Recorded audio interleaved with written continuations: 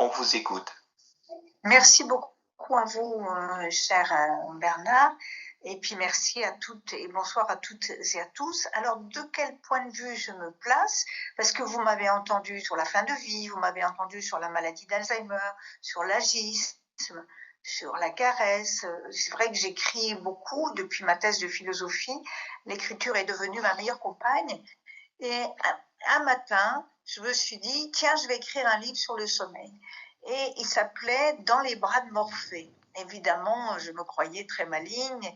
J'ai écrit un joli livre, Feel Good, pour expliquer tout ce qui se passe dans les bras de Morphée. Et mon éditeur m'a dit, ah non, non, non, pas question. Il faut faire quelque chose qui fait peur. Donc j'ai écrit 4 fois ce livre, 4 fois, parce que la ligne éditoriale a changé 4 fois. Et puis finalement, voilà, ça donne un livre un peu grand public, mais quand même sourcé d'un point de vue scientifique, et je vous en donnerai un petit aperçu au cours de mon exposé. Et puis voilà, je suis psychiatre en gériatrie, et donc à chaque consultation, qu'est-ce que j'ai? Docteur, marquez-moi mon petit Emesta. Et puis comme je suis à 100%, eh ben marquez-en 2 fois, comme ça j'en donne rien à mon mari. Donc c'est une demande itérative et vraiment extrêmement difficile à contrôler chez les personnes âgées qui en prennent depuis 40, 50 ans. Hein, ce n'est pas un petit Emesta, on le verra tout à l'heure. Donc première chose, la psychiatre que je suis se désole d'entendre ça. Et deuxième chose, dans une première vie de jeune étudiante en médecine, j'ai été à la fois sujet d'expérimentation, notamment pour le rohypnol à l'époque. C'était un RU avec un chiffre. Hein. On testait ces molécules-là. Vous savez que le rohypnol n'existe plus, hein, parce qu'il a été détourné par les toxicos. Donc c'est très compliqué maintenant de s'en produire. C'est la famille des benzodiazépines, je vous en parlerai tout à l'heure. Et puis, j'ai été technicienne, tout ça dans le laboratoire de sommeil du CHU d'Henri Mondor pendant des années pour gagner un peu ma vie alors que j'étais externe et jeune mère de famille. À l'époque, je vous rappelle qu'on n'avait pas droit au congé maternité. Donc, on va déjà voir ce qu'est le sommeil, et puis ensuite, le sommeil avec le grand âge et comment on peut faire pour éviter de prendre le petit médicament pour dormir. Alors, qu'est-ce que c'est que le sommeil? C'est un état physiologique d'inconscience relative associé à une inaction des muscles volontaires et dont le besoin se reproduit périodiquement. C'est le cycle jour-nuit du nyctémère. Le sommeil est vital, à la fois quantitativement et qualitativement. En général, on dort 8 heures par nuit, soit 25 ans sur toute une vie. Le sommeil lent profond est très utile à la récupération physique. Et le sommeil Rapid Eye Movement, REM, les rêves, je vais bien vous en parler tout à l'heure, c'est la récupération psychologique où on va gérer tous nos conflits intrapsychiques. Alors, le sommeil représente un tiers de notre vie. Il varie selon l'âge. Il varie aussi selon les individus. On peut être court dormeur, comme le dit M. Macron. Il dit qu'il dort que 4 heures par nuit. Ou long dormeur, plus de 10 heures par nuit. La moyenne est de 8 heures, entre 7 et 9 heures. Mais nous avons perdu 1 heure et demie de sommeil en 30 ans à cause du stress de notre vie quotidienne, de la mauvaise hygiène de vie que nous avons toutes et tous, malheureusement, et des stimulations dues aux écrans. Or, le sommeil est essentiel pour la survie de l'individu. On ne peut pas vivre sans dormir. Sinon, on contracte ce qu'on appelle une dette de sommeil. Et la dette de sommeil va faire qu'on va sombrer en phase de sommeil profond. Et c'est très ennuyeux quand on conduit une machine, quand on conduit sa voiture, où ça peut vraiment donner une accidentologie extrêmement grave. D'ailleurs, les gens qui ont été les chercheurs qui se sont fait enfermer dans une caverne, dans des conditions telles qu'on les stimulait pour ne pas dormir, sont devenus fous. C'est-à-dire qu'ils ont une perception du monde avec des hallucinations, avec un délire paranoïaque et une contraction du temps. C'était pas du tout la même chose que lorsqu'on a cette variation entre la veille et le jour, le cycle unitéméral. Donc, chez nos personnes âgées, à 75 ans, il faut savoir qu'on a passé 25 ans à dormir et 5 ans à rêver. Ça fait rêver, non? Alors, les étapes du sommeil. Vous voyez, je vous ai dessiné un train et on dit que c'est le train du sommeil avec la locomotive qui est l'endormissement, 5 à 10 minutes, puis les stades de sommeil, je vais y revenir, le sommeil lent très léger, le sommeil lent léger, le sommeil lent profond, le sommeil lent très profond et le sommeil paradoxal. Pourquoi on dit qu'il est paradoxal? Parce que le corps est complètement paralysé, inerte, sans mouvement, mais nous avons des mouvements oculaires rapides. Et quand j'étais technicienne de sommeil, on enregistrait donc le sommeil des sujets qui subissaient des examens pour tester les nouveaux somnifères. On voyait au mouvement rapide et à leur tracé de G lorsqu'ils étaient en train de rêver. Et si on les réveillait à ce moment-là, on avait le déroulé de leur rêve. Donc, un train du sommeil, c'est un cycle de sommeil. Sachez que dans une nuit, on a 4 à 6 trains de sommeil qui rentrent en gare. Et un train de sommeil, c'est 1h30 à 2h. Donc, soit je me réveille après cette 1h30 ou 2h, et je prends un nouveau train du sommeil, ou je me réveille avec 10 micro-réveils. Et lorsque mes personnes âgées me disent « Ah, j'ai mal dormi, je suis insomniaque, cette nuit j'ai vu toutes les heures », oui, elles ont vu les heures, parce qu'il y a des micro-réveils, mais entre, elles ont dormi sans s'en rendre compte. C'est quand on enregistre leur sommeil qu'elles disent « Ah, ben oui, finalement, j'avais dormi ». Donc, les différents stades de sommeil, la phase 1, l'endormissement, c'est que 5% de la durée du sommeil. Il y a des mouvements oculaires très lents, une activité musculaire qui elle aussi ralentit, le corps est beaucoup plus lourd. La moindre stimulation peut ramener l'individu à un état d'éveil immédiat et lucide. Un bruit, on le voit avec les bébés, les poneys qu'on essaie d'endormir. La phase 2, le sommeil léger. Alors c'est la plus importante en quantité, 45%. Là, on voit sur l'électroencéphalogramme que l'activité cérébrale est ralentie, mais les mouvements oculaires sont arrêtés. La température du corps est en baisse et la respiration est ralentie. En phase 3 du sommeil, le sommeil profond, 7% en quantité, les ondes cérébrales sont de plus en plus lentes, on le voit très très bien sur le tracé de G, les muscles sont étendus, la respiration est lente et régulière. En phase 4, c'est le sommeil lent très profond, 15% du sommeil, activité musculaire 0, aucun mouvement oculaire, et là il est difficile de réveiller la personne, on dit qu'il dort à point fermé. Et puis nous avons le sommeil paradoxal ou les rêves, ou le REM, Rapid Eye Movement. C'est la phase 5, à peu près 30% du sommeil. L'activité cérébrale est comparable à celle de l'état de veille. Vraiment, quand on voit l'hypnogramme, et je vous montrerai tout à l'heure, eh bien on voit que remonte en stade de veille. La respiration est plus rapide, irrégulière et peu profonde. Les mouvements oculaires sont rapides sous les paupières. Les muscles des membres sont temporairement paralysés. Il y a une augmentation du rythme cardiaque et de la tension artérielle. Et c'est la phase du sommeil ayant un lien direct avec le rêve. Alors, comment je sais tout ça? Eh bien, lorsqu'on est technicienne dans un laboratoire de sommeil ou sujet, on enregistre une polysomnographie. Donc voilà le sujet qui est dans la peau de sommeil, mais on peut le faire à domicile aussi. Ici, c'est avec un enregistreur dans le sommeil. Donc vous voyez qu'on fait un EEG et que l'on met des électrodes près des yeux pour avoir l'activité oculaire, près des muscles des mandibules, voir l'activité musculaire, et puis on en met une aussi en dessous, vous voyez, du menton pour la respiration. Donc on fait EEG, EOG les yeux et EMG, électromyogramme. Voilà, toutes les électrodes.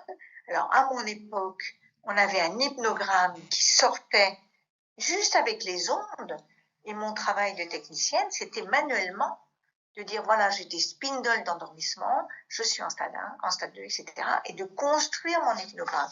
Aujourd'hui, évidemment, les logiciels nous sortent de beaux hypnogrammes. Donc on voit ici un hypnogramme d'une nuit normale avec le premier cycle en marche d'escalier, sommeil lent, lent en phase 1, phase 2, phase 3, phase 1, et hop, je remonte presque en veille, hein, en phase de sommeil paradoxal. Deuxième cycle, troisième cycle, quatrième cycle, cinquième cycle, dans une nuit en entière. Et qu'est-ce qu'on voit? Que le sommeil lent profond, hein, phase 4, est de plus en plus réduit. Il est donc très important de ne pas être réveillé dans la première moitié de la nuit, hein, avant minuit si on se couche vers 22h30, parce que là, on récupère. Et on récupère physiquement. Par contre, à la fin de la nuit, on va récupérer psychologiquement, parce que c'est là où on va le plus rêver. Et on va plus se souvenir de ses rêves. Voilà un hypnogramme d'enfant. Hein, vous voyez qu'il rêve aussi beaucoup, et il a aussi beaucoup de sommeil lent profond. Le rêve va lui permettre de développer son cerveau, une maturation du cerveau. D'ailleurs, chez les enfants, il y aura peut-être une question tout à l'heure, mais il y a ce ne sont pas des pathologies, ce sont des moments de son développement, comme vers 2 ans où vous avez des terreurs nocturnes. Hein. Ce n'est pas du tout grave, c'est un témoin de maturation du cerveau où l'enfant va se réveiller en phase de sommeil profond, il semble hagard, paralysé, il ne reconnaît plus ses parents, et ce qu'il faut faire, c'est tout simplement le recoucher et l'enfant va s'endormir. Le jeune adulte, hein, vous voyez qu'il rêve beaucoup, hein, en fin de sommeil, donc le jeune adulte, lui, il va décaler, il va être en retard de phase, hein, l'adolescent, il va se coucher tard, se lever tard, alors que la personne âgée va être en avance de phase. Vous voyez que mon sommeil lent profond, j'en ai plus. Hein, j'ai plus que du sommeil de pas très bonne qualité, stade 2, stade 3. Hein. Mais par contre, j'ai énormément de micro-réveils. Alors, la vigilance et l'âge, si je dors pas très bien la nuit, eh bien, je vais retrouver un état polyphasique du sommeil, avec des difficultés à demeurer endormi, une hypersensibilité à l'environnement qui nous entoure, au bruit, des difficultés à demeurer éveillé. Ça, c'est, bon, certes, la télévision est soporifique, mais on est après le repas et il n'est pas rare de voir nos personnes âgées somnoler, mais on a le droit, hein, mais pas toute l'après-midi, hein, devant la télé ou d'ailleurs tout simplement dans son fauteuil. Hein. Il y a une augmentation du nombre des siestes. En général, ils en font une le matin et une l'après-midi. C'est plus long chez les hommes que chez les femmes. Et ce qui est important à connaître avec les personnes âgées, c'est la modification de l'architecture du sommeil. Quand j'explique aux personnes âgées qu'elles ne sont pas insomniaques, mais que physiologiquement, l'architecture de le sommeil change, déjà, elles ont, c'est une forme déjà de TCC, de thérapie cognitivo-comportementale. C'est-à-dire que je leur explique, c'est pas du tout pathologique, qu'il n'y a pas besoin d'un médicament. Il faut comprendre, hein, pour se dire, oui ou non, je suis insomniaque et oui ou non, j'ai besoin d'un médicament. Donc, le sommeil devient stable et fragmenté, on l'a vu. Il y a des changements stables qui sont beaucoup plus nombreux que chez l'adulte jeune. Le nombre d'éveils et leur durée augmente et ils s'accompagnent de difficultés pour se réendormir. Il y a de nombreux micro-réveils inférieurs à 10 secondes. L'efficacité du sommeil, c'est-à-dire de temps total de sommeil sur le temps passé aux nuits, est réduite. Et le sommeil de mauvaise qualité devient de mauvaise qualité, hein, du stade 2 de remplissage et une incapacité à maintenir un niveau d'éveil diurne satisfaisant. Hein, dès que les personnes âgées sont confortablement installées, on dit elles piquent du nez. Hein.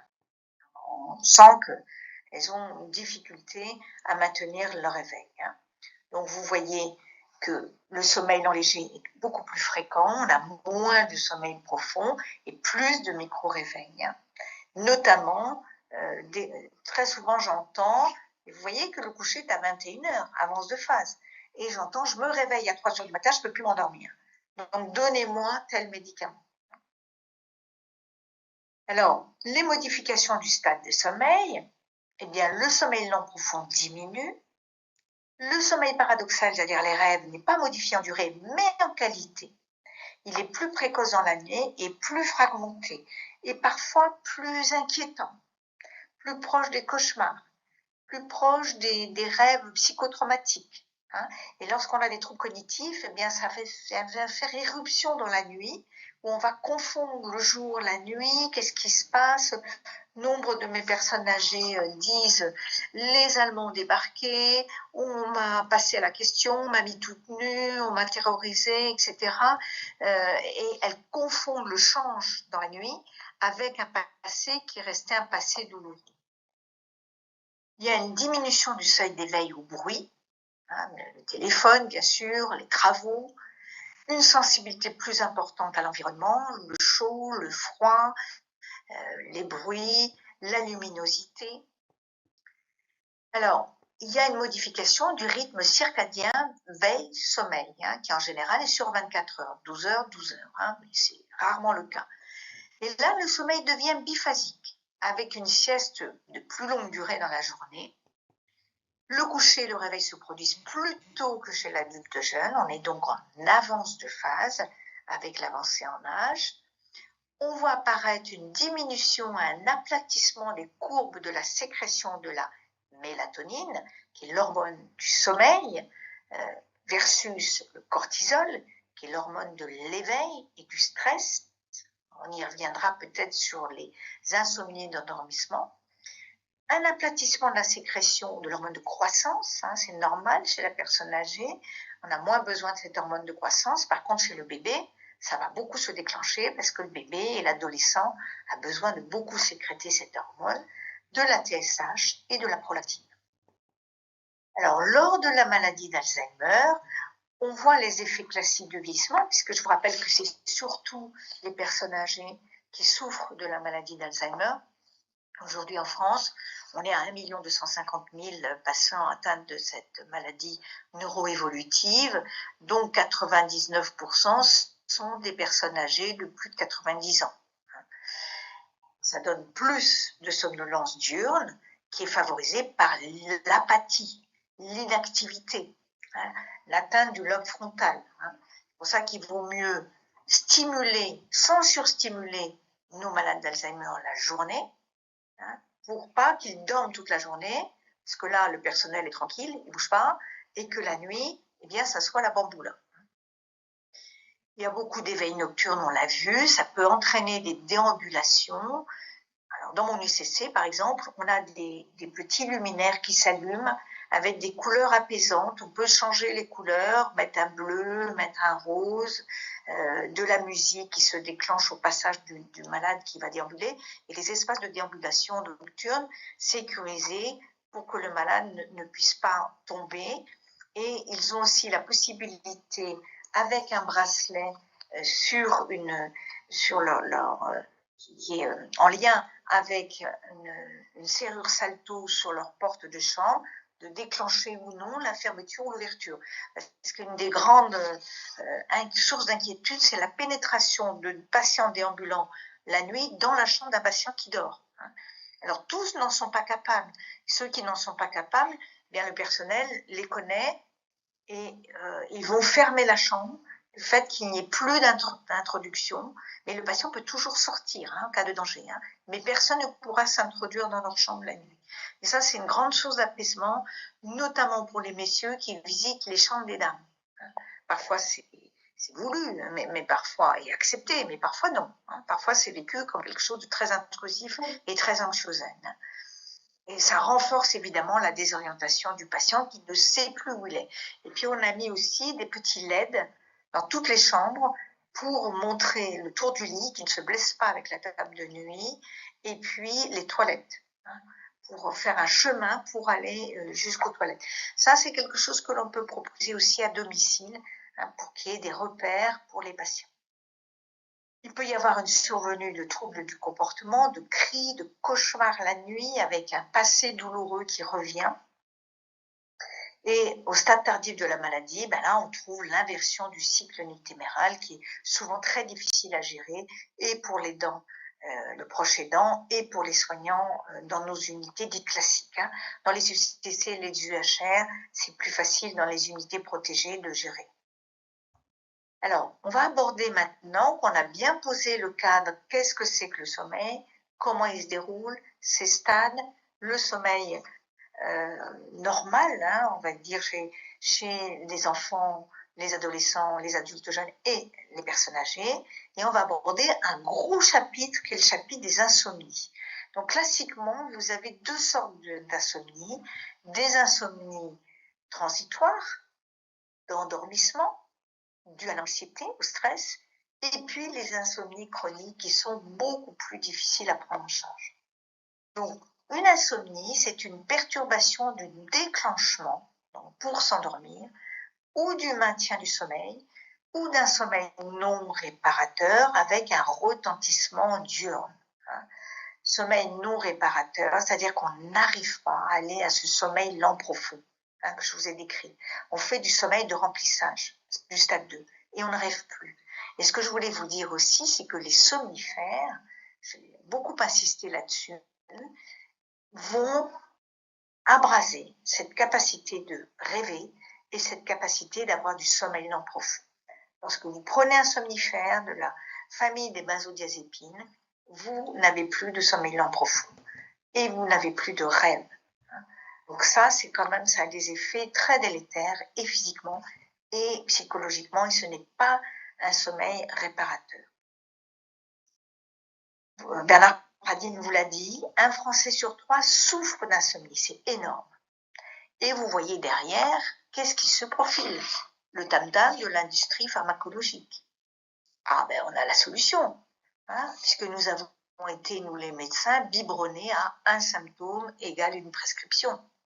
Et aujourd'hui, qu'est-ce que je fais avec mes jeunes externes et mes jeunes internes? On apprend à déprescrire et on apprend à sevrer, on apprend à ne pas introduire le fameux petit hémestat. Et ça, c'est vraiment de la formation permanente. 50% des sujets de plus de 65 ans se plaignent de troubles du sommeil, notamment chez les femmes. Figurez-vous que c'est genré, les troubles du sommeil. Pourquoi? Parce que les femmes payent un lourd tribut par rapport à leur sommeil. Vous avez la puberté, les hormones, vous avez la grossesse, où c'est pas facile, vous avez du pyrosis, une inquiétude de la jeune maman avec son bébé qui pousse dans son ventre, etc. L'inquiétude de l'accouchement, comment ça va se passer, et puis ensuite les nuits difficiles avec le nouveau-né, puis ensuite la ménopause, où là vous allez avoir un effondrement des hormones, des œstrogènes et de la progestérone, et un effondrement de la sécrétion de la mélatonine. Donc les femmes sont encore plus sujets que les hommes à avoir un sommeil de mauvaise qualité à partir de 65 ans. Et 40% dans la maladie d'Alzheimer. Or, vous voyez le lien, un Français sur 3 souffre d'insomnie, l'industrie pharmacologique, on a vendu 117 millions de boîtes de somnifères en 2023. Et les chiffres ont encore augmenté. Ça fait quand même rêver peut-être l'industrie pharmacologique, mais pas rêver nous les médecins.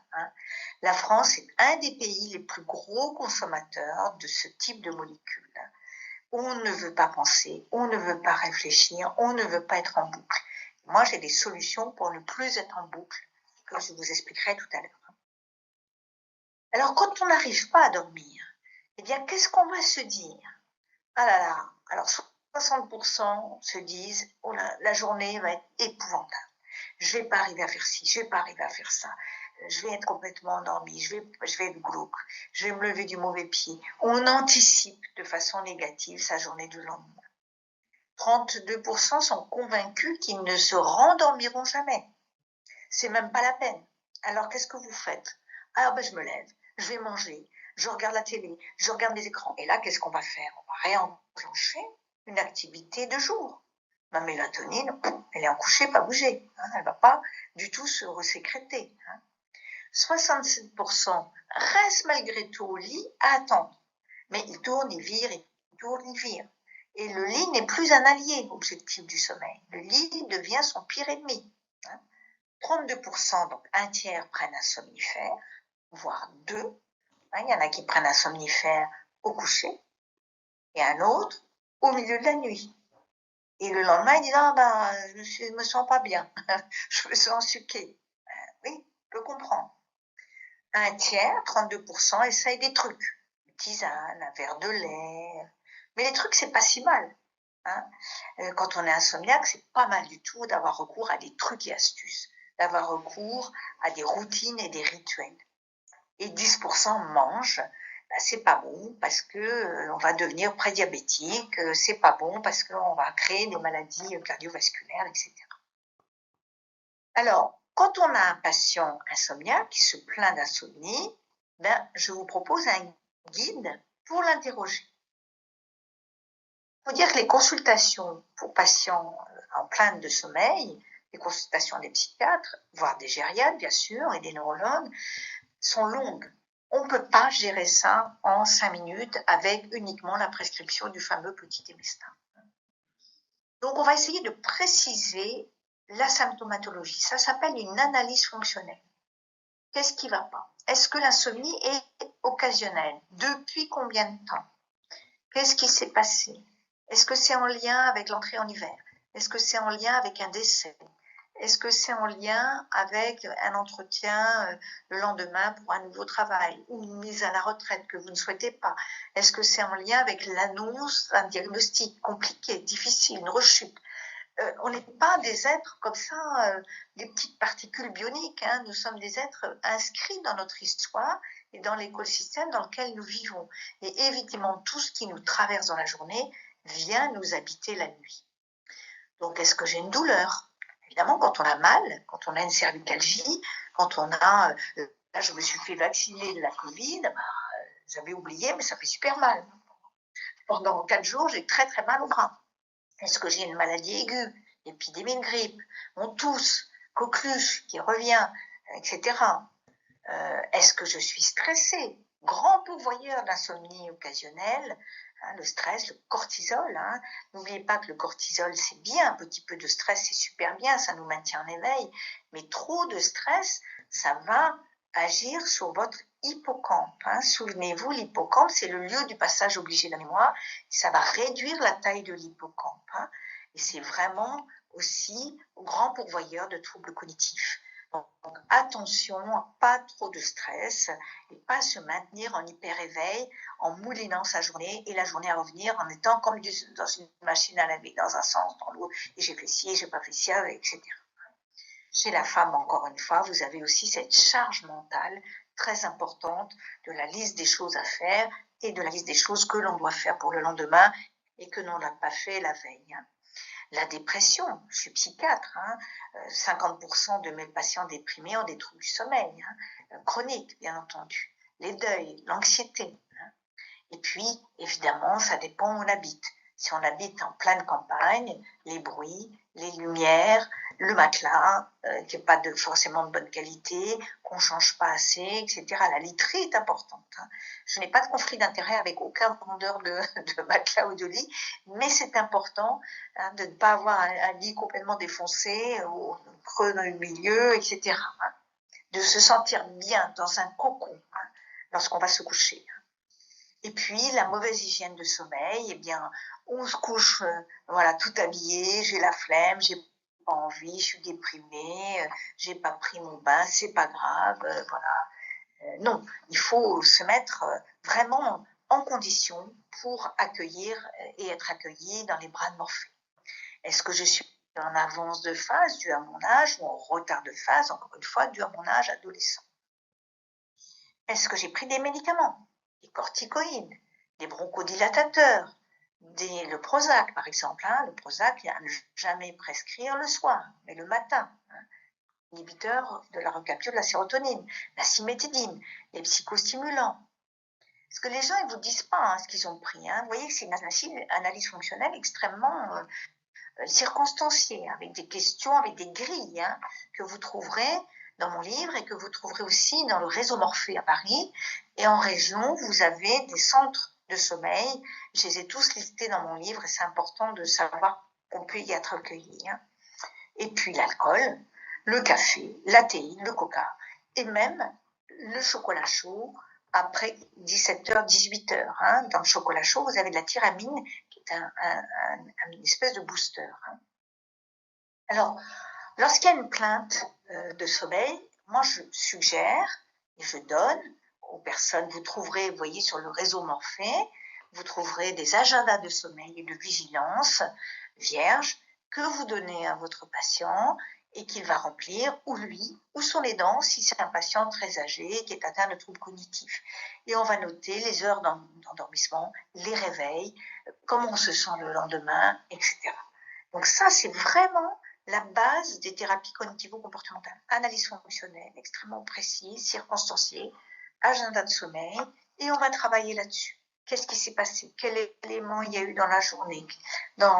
Qu'est-ce qui vous a perturbé, etc. Vous avez pensé à quoi? Vous voyez qu'on est déjà un peu dans l'accompagnement, même en faisant cette évaluation fonctionnelle de base. Alors, il y a un syndrome qu'il faut que vous connaissiez, qui s'appelle le syndrome d'apnée du sommeil, qui est beaucoup plus fréquent chez les personnes âgées. Cette compagne a envie de faire taire son compagnon qui ronfle énormément. Voilà. Donc, c'est souvent la compagne, parce que c'est souvent plus des hommes que des femmes, qui ronflent énormément et qui ont peur parce que tout d'un coup, la personne va s'arrêter de respirer pendant 1, 2, 3, on compte jusqu'à 10. Et ça peut revenir comme ça toute la nuit. Et quand la personne va récupérer sa respiration, elle va ronfler de façon extrêmement bruyante. Donc c'est une pathologie qui est très fréquente, au moins 4% des Français en sont atteints, surtout chez les adultes. L'incidence augmente avec l'âge, je vous l'ai dit, et c'est une définition de la polysomnographique. On va enregistrer le sommeil des apnéiques. Ça vient du fait qu'il y a une malposition de la langue dans le fond de la gorge qui va obstruer le carrefour orophagien. Ça peut entraîner évidemment des complications cardiovasculaires par manque d'oxygénation du cerveau. Donc, vous voyez que le carrefour va être, vous voyez la pause, elle est vachement importante.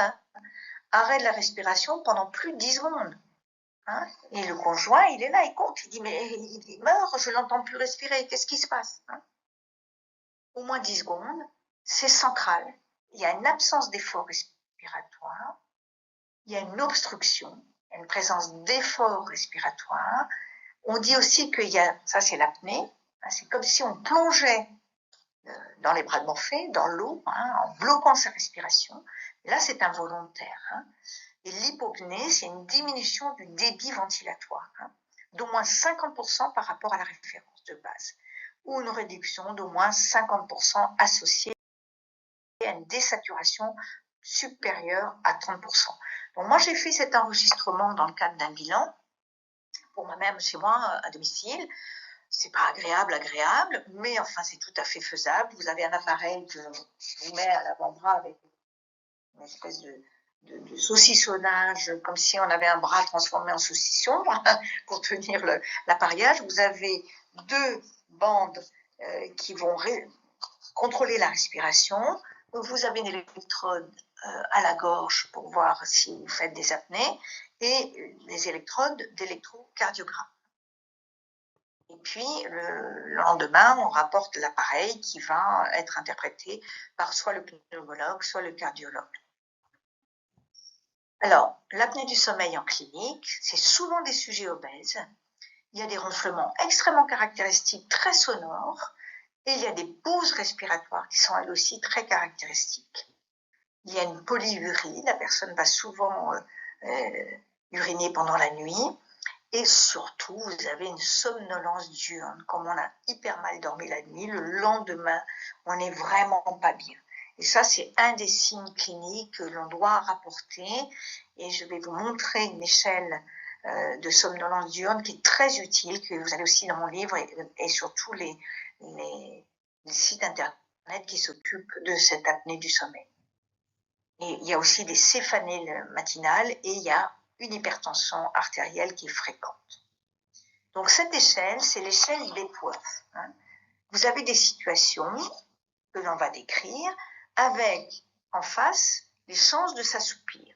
0, pas de risque de s'assoupir. 1, une petite chance de s'assoupir. 2, possibilité moyenne de s'assoupir. 3, grande chance de s'assoupir. Donc être assis en lissant. 0, 1, 2, 3. En regardant la télé, moi je pense que j'aurais 2. Être assis inactif en public, par exemple au théâtre ou lors d'une réunion, j'aurais aussi deux. Hein. J'ai lu le livre de Bernard-Henri Lévy qui dit qu'il est insomniaque. Il a écrit un livre sur ses nuits noires. Lui, il dit à tout le monde qu'il a tout essayé. C'est un véritable toxico, hein, Bernard-Henri Lévy. Il connaît toute la pharmacopée beaucoup mieux que vous et moi. Et il dit qu'il est allé voir une pièce de théâtre et à sa grande honte, dès que le rideau s'est ouvert et que la salle était noire et ronronnante, il s'est endormi. Il s'est endormi immédiatement, il était en tête de sommeil et il a ronflé devant tout le monde, hein, à la grande honte de sa compagne qui était à côté de lui. Donc lui raconte que, vous savez, il dit qu'il est allé sur tous les terrains de guerre, que pendant ses insomnies, évidemment, il pense qu'à ça, qu'à ces terrains de guerre. Donc il fait lui-même son propre diagnostic en disant qu'il a refusé d'aller dans tous les centres de sommeil, il ne veut pas qu'on explore son sommeil. Il est insomniaque, un point c'est tout. Donc il y a des gens qui ont cette conviction. Moi je suis insomniaque, je suis d'une famille insomniaque et vous n'allez pas leur faire changer d'avis. Finalement, s'il est dans des conditions compatibles avec un sommeil de bonne qualité, le Bernard-Henri Lévy va dormir, hein, comme tout le monde. Hein. Alors, être assis inactif en public, bon, au théâtre ou lors d'une réunion soporifique à l'hôpital, oui, hein, même en plein jour. Hein. Comme passager d'une voiture pendant 1 heure sans arrêt, oui, surtout en vieillissant, hein, et si on fait confiance à son conducteur, en s'allongeant pour faire la sieste l'après-midi, s'il est circonstancié, oui, là, je vais être à 3, hein, et fort heureusement. Assis en discutant avec quelqu'un, là, c'est grave, quand même. Hein. Quelqu'un qui sombre complètement comme ça. Hein. Et j'en connais. Hein. Assis tranquillement après un repas sans alcool, bon, un petit risque. Hein. Au volant après quelques minutes d'arrêt d'un embouteillage, très grave. D'accord ? Donc ça, c'est hyper important d'utiliser cette échelle lorsqu'on a un doute. Hein. Lorsque votre compagne vous dit, dis donc, t'es monté dans la voiture, tu t'es endormi immédiatement. Tu imagines si c'est toi qui conduisais, etc. Alors, les traitements de l'apnée du sommeil, vous avez 3 types de traitements. D'abord, l'hygiène de vie. Il faut essayer, pour les sujets en situation d'obésité, de se faire suivre par une diététicienne, par un médecin généraliste, essayer un régime un peu moins calorique, sans être sur l'hypocalorique, un peu moins. Avoir une activité sportive, attention, ne vous mettez pas immédiatement, il ne faut pas être dans l'excès. Hein. La marche me suffit. Hein. La marche chez soi, hein, ou à l'extérieur de chez soi, au moins faire 5000 pas. Hein. Une demi-heure le matin, une demi-heure l'après-midi, arriver à faire 3 km dans la journée, c'est vraiment pas compliqué. Une hygiène de sommeil, des routines, s'endormir à la même heure, se réveiller à la même heure, vraiment bien se stimuler dans la journée, ne pas avoir de repas trop copieux, pas de boissons énergisantes après 17 heures, avoir des relations avec autrui, s'exposer à la lumière, au soleil, etc., aux autres. Hein. Éviter la prise d'alcool et de sédatifs, bien entendu. Et le traitement postural, vous voyez, peut-être que vous ne voyez pas bien l'image, je vais vous la décrire, c'est un t-shirt sur lequel on va insérer un petit rouleau de mousse, ce qui fait que vous n'allez pas pouvoir vous endormir sur le dos. Et vous êtes obligé de vous coucher sur le côté. Donc la langue va avoir moins tendance à mal se positionner dans l'arrière-gorge. Vous avez l'avance de la mandibule. Donc là, c'est pareil, on va, avec une orthèse, tirer en avant la mandibule et faire en sorte que la langue ne se positionne plus mal dans le fond de la gorge. Et puis, vous avez surtout le plus classique, le plus connu, et qui aujourd'hui est beaucoup mieux toléré, les masques à pression positive, hein, qui vont envoyer une pression positive pour qu'il y ait toujours une ouverture dans le carrefour aérophagien de l'arrière-gorge. Alors maintenant, venons-en aux substances pouvant induire des troubles du sommeil. Alors, des substances pouvant être responsables d'une insomnie, l'alcool, la caféine, la théine, le coca et les psychostimulants, les bronchodilatateurs, certains inhibiteurs de la recapture de la sérotonine, dont le Prozac dont je vous ai parlé, et les corticoïdes.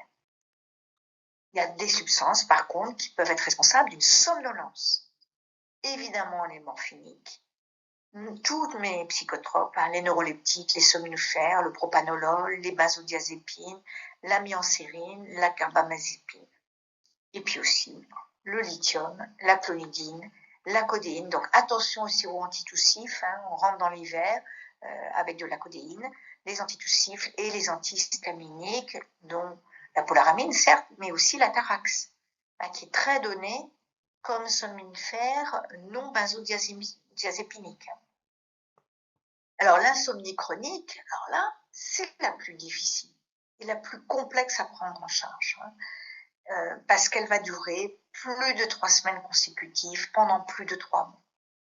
Il faut préciser avec votre patient, avec votre conjoint, avec qui vous voulez, quelqu'un de votre famille qui se plaint d'insomnie chronique, de l'ancienneté des circonstances d'apparition, de l'évolution et des traitements. Donc plus de 3 fois par semaine depuis au moins 3 mois.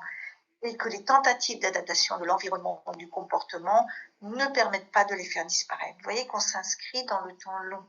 Hein, ce n'est pas du tout comme une insomnie occasionnelle.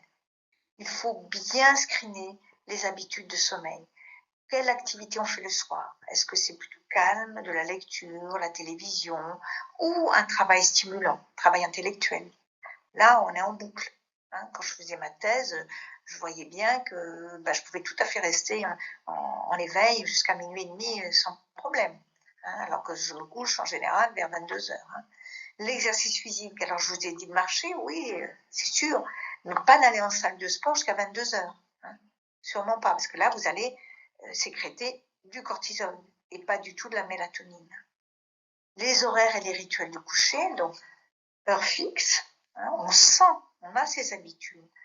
Le corps est très bien fait. Vous avez les paupières lourdes, vous baillez. Hein. Attention, si vous décalez trop pour avoir la fin de votre série à la télé, vos routines d'endormissement, eh bien, il faudra attendre qu'il y ait un nouveau train du sommeil qui se présente. Si, au lieu de vous coucher à 22 heures, eh bien, vous voulez absolument regarder la fin du film, ça va être 23h30, ben là, vous allez être en boucle. Donc, vous n'allez pas vous endormir avant 1h30, hein, 1h et demie du matin. Hein. Donc, il faut savoir, aujourd'hui, on a beaucoup de chance, on a les replays. Donc, si on veut vraiment regarder une série, on peut les regarder le lendemain. Moi, c'est ce que je conseille à mes patients qui sont accros de leur série. Hein. Les rituels. Les rituels, ça peut être une musique douce, ça peut être un peu d'aromathérapie, notamment de la lavande, ça peut être du yoga. Et on n'est pas obligé de faire du yoga très compliqué avec des positions très compliquées. On peut faire un petit quart d'heure de yoga et même du yoga sur chaise. Hein, s'étendre, faire s'étirer les bras, faire de la relaxation. La relaxation, j'explique comment on peut la faire dans mon livre. N'importe qui peut s'approprier ça et on n'a pas besoin d'un coach de vie ou d'un coach de sommeil pour s'approprier ça. Hein. Et puis ça peut être une chanson douce hein, qu'on va se répéter. Ça peut être compté. Moi, j'ai une amie, elle me dit, moi, elle organise un grand festival qui crée beaucoup de soucis une fois par an, un festival de livres. Hein. Et elle dit, moi, quand je sais que j'ai mon festival et que j'ai besoin de dormir parce que le lendemain, je ne suis pas fraîche, eh bien, je me mets en condition d'être une architecte qui va aménager un appartement que je ne connais pas, hein, et j'aménage dans ma tête toutes les pièces. Voilà comment je fais la cuisine, la salle. Chacun son truc. Hein. Moi, je peux compter non pas les moutons, mais compter le nombre et les lieux où nous avons fait des universités d'été sur la maladie d'Alzheimer. C'est bizarre, chacun son truc, mais ça me calme. Voilà, on était dans telle ville, telle année, et puis voilà, le sommeil arrive. Mais on peut, ça c'est se mettre en auto-hypnose avec des choses qui nous font du bien, écouter la mer, le ressac, hein, ça peut tout à fait nous faire du bien, avoir un foulard que l'on affectionne en soi, une lettre d'amour que l'on va lire et relire.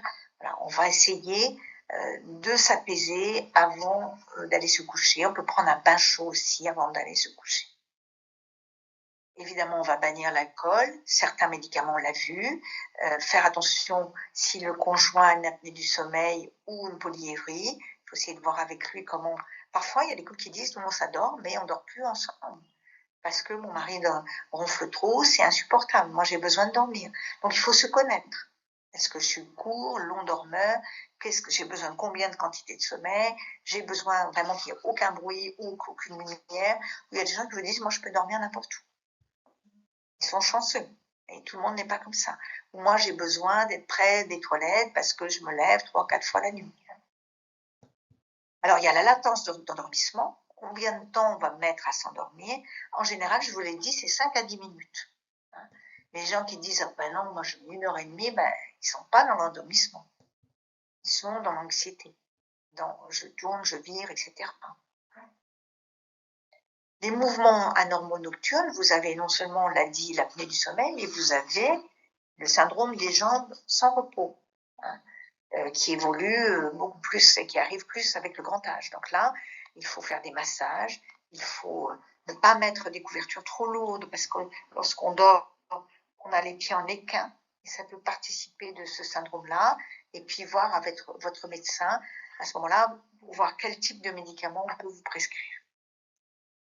Et puis, combien de fois je me réveille? Le nombre et la durée.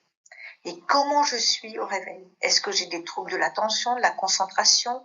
Alors, quand j'étais technicienne de sommeil, on faisait passer des tests neuropsychologiques complets au réveil pour voir comment étaient nos sujets d'expérimentation.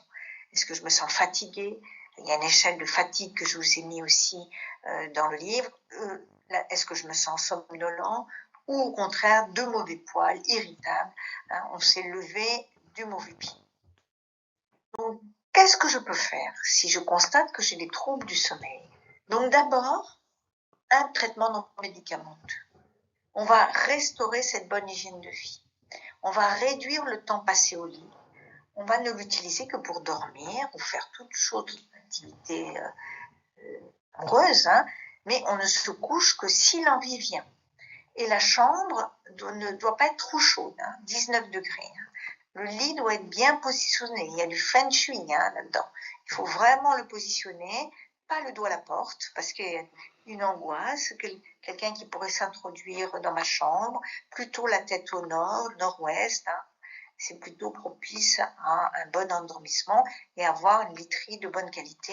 Et si la ménopause nous donne des bouffées de chaleur incoercibles, moi j'ai des amis qui étaient obligés de changer leur drap, eh bien, il ne faut pas hésiter à utiliser des draps en lin ou en coton, et puis voir avec son médecin traitant si on ne peut pas se faire prescrire un traitement hormonosubstitution, où on a vu que la dernière méta-analyse montrait que il y avait beaucoup de réassurance sur ce traitement, où il était très frileux, vous vous souvenez, parce que ça risquait de déclencher des AVC ou des cancers du sein. Ne pas faire une sieste, plus d'une sieste par jour, plutôt en début d'après-midi, une demi-heure maximum.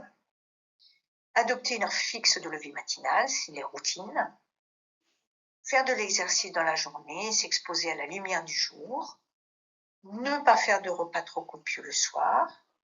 Boire une infusion ou du lait chaud le soir, en un bain chaud, faire de la relaxation, du yoga, pas besoin de durer une demi-heure, pas du tout. La relaxation peut durer 5 minutes. Éviter l'alcool, le café, le thé, le coca, les boissons énergisantes, toujours le soir, c'est-à-dire après 18 heures. Éviter les somnifères, je vous ai mis en rouge, systématiquement. C'est le systématisme, c'est sur la longue durée qui n'est pas bon.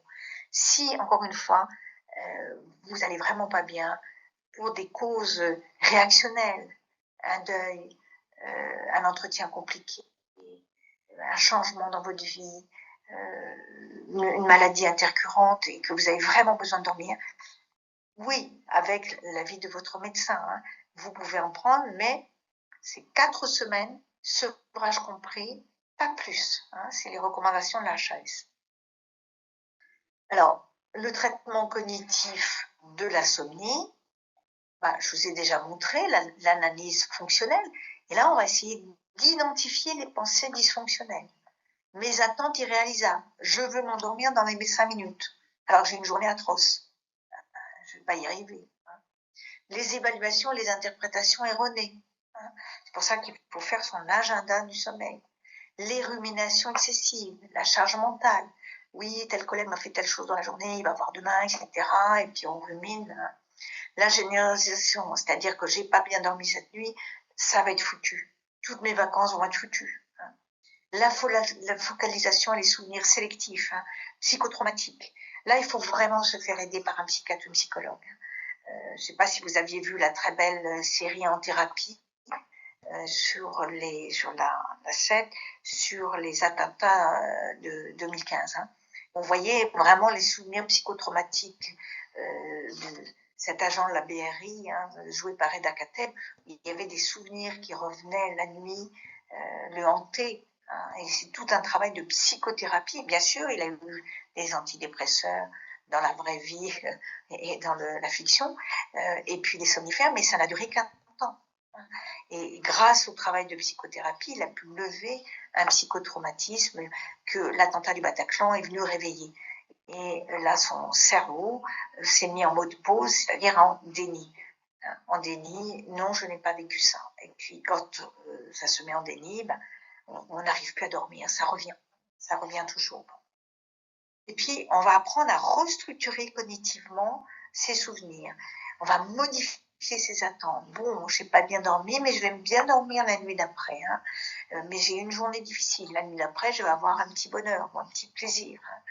On va réattribuer les causes et les conséquences, faire des liens. Et on va surtout dédramatiser. Vous voyez que c'est une, hein, tout à fait sourcée, qui date de 1991. Tout ça est très connu. Hein. Et je vous engage sur les modifications des attentes, hein, la restructuration cognitive, à lire le livre de Charles Pépin, du philosophe Charles Pépin, sur vivre avec son passé. Hein, ne pas rester fixé sur des choses psychotraumatiques et arriver à modifier ses souvenirs et les souvenirs qui vous font du mal. Alors, d'autres études ont montré l'intérêt des TCC, notamment des méta-analyses qui sont tout à fait connues. Hein, dans l'American Journal of Psychiatry, vous voyez, 94. Hein, 59 études portent sur 2002 patients. En moyenne, 5 heures de thérapie produisent des changements. 81% des patients améliorent leur latence d'endormissement et 74% la continuité de leur sommeil. C'est hyper connu. Et on ne l'applique pas. On cherche la recherche, le médicament, la pilule magique, encore. Il faut que ça s'arrête, il faut que je dorme. D'autres études dans le CIP bulletin qui montrent que les TCC ont un intérêt supérieur aux médicaments. De la même manière, dans le CIP bulletin en 2007, en général, on préconise plus de 4 séances de TCC. Et vous voyez que ce n'est pas impossible à faire. Et les thérapies cognitivo-comportementales se font dans les centres mémoire et dans les centres ressources sommeil et aussi auprès de psychologues formés en ville. Alors vous avez une autre thérapie non médicamenteuse qui est intéressante, qui est la luminothérapie. Vous voyez cette jeune femme, elle s'expose à la lumière vive devant une valisette le matin, une demi-heure le matin. Ces valisettes, vous les trouvez dans le grand commerce, ça ne coûte rien du tout.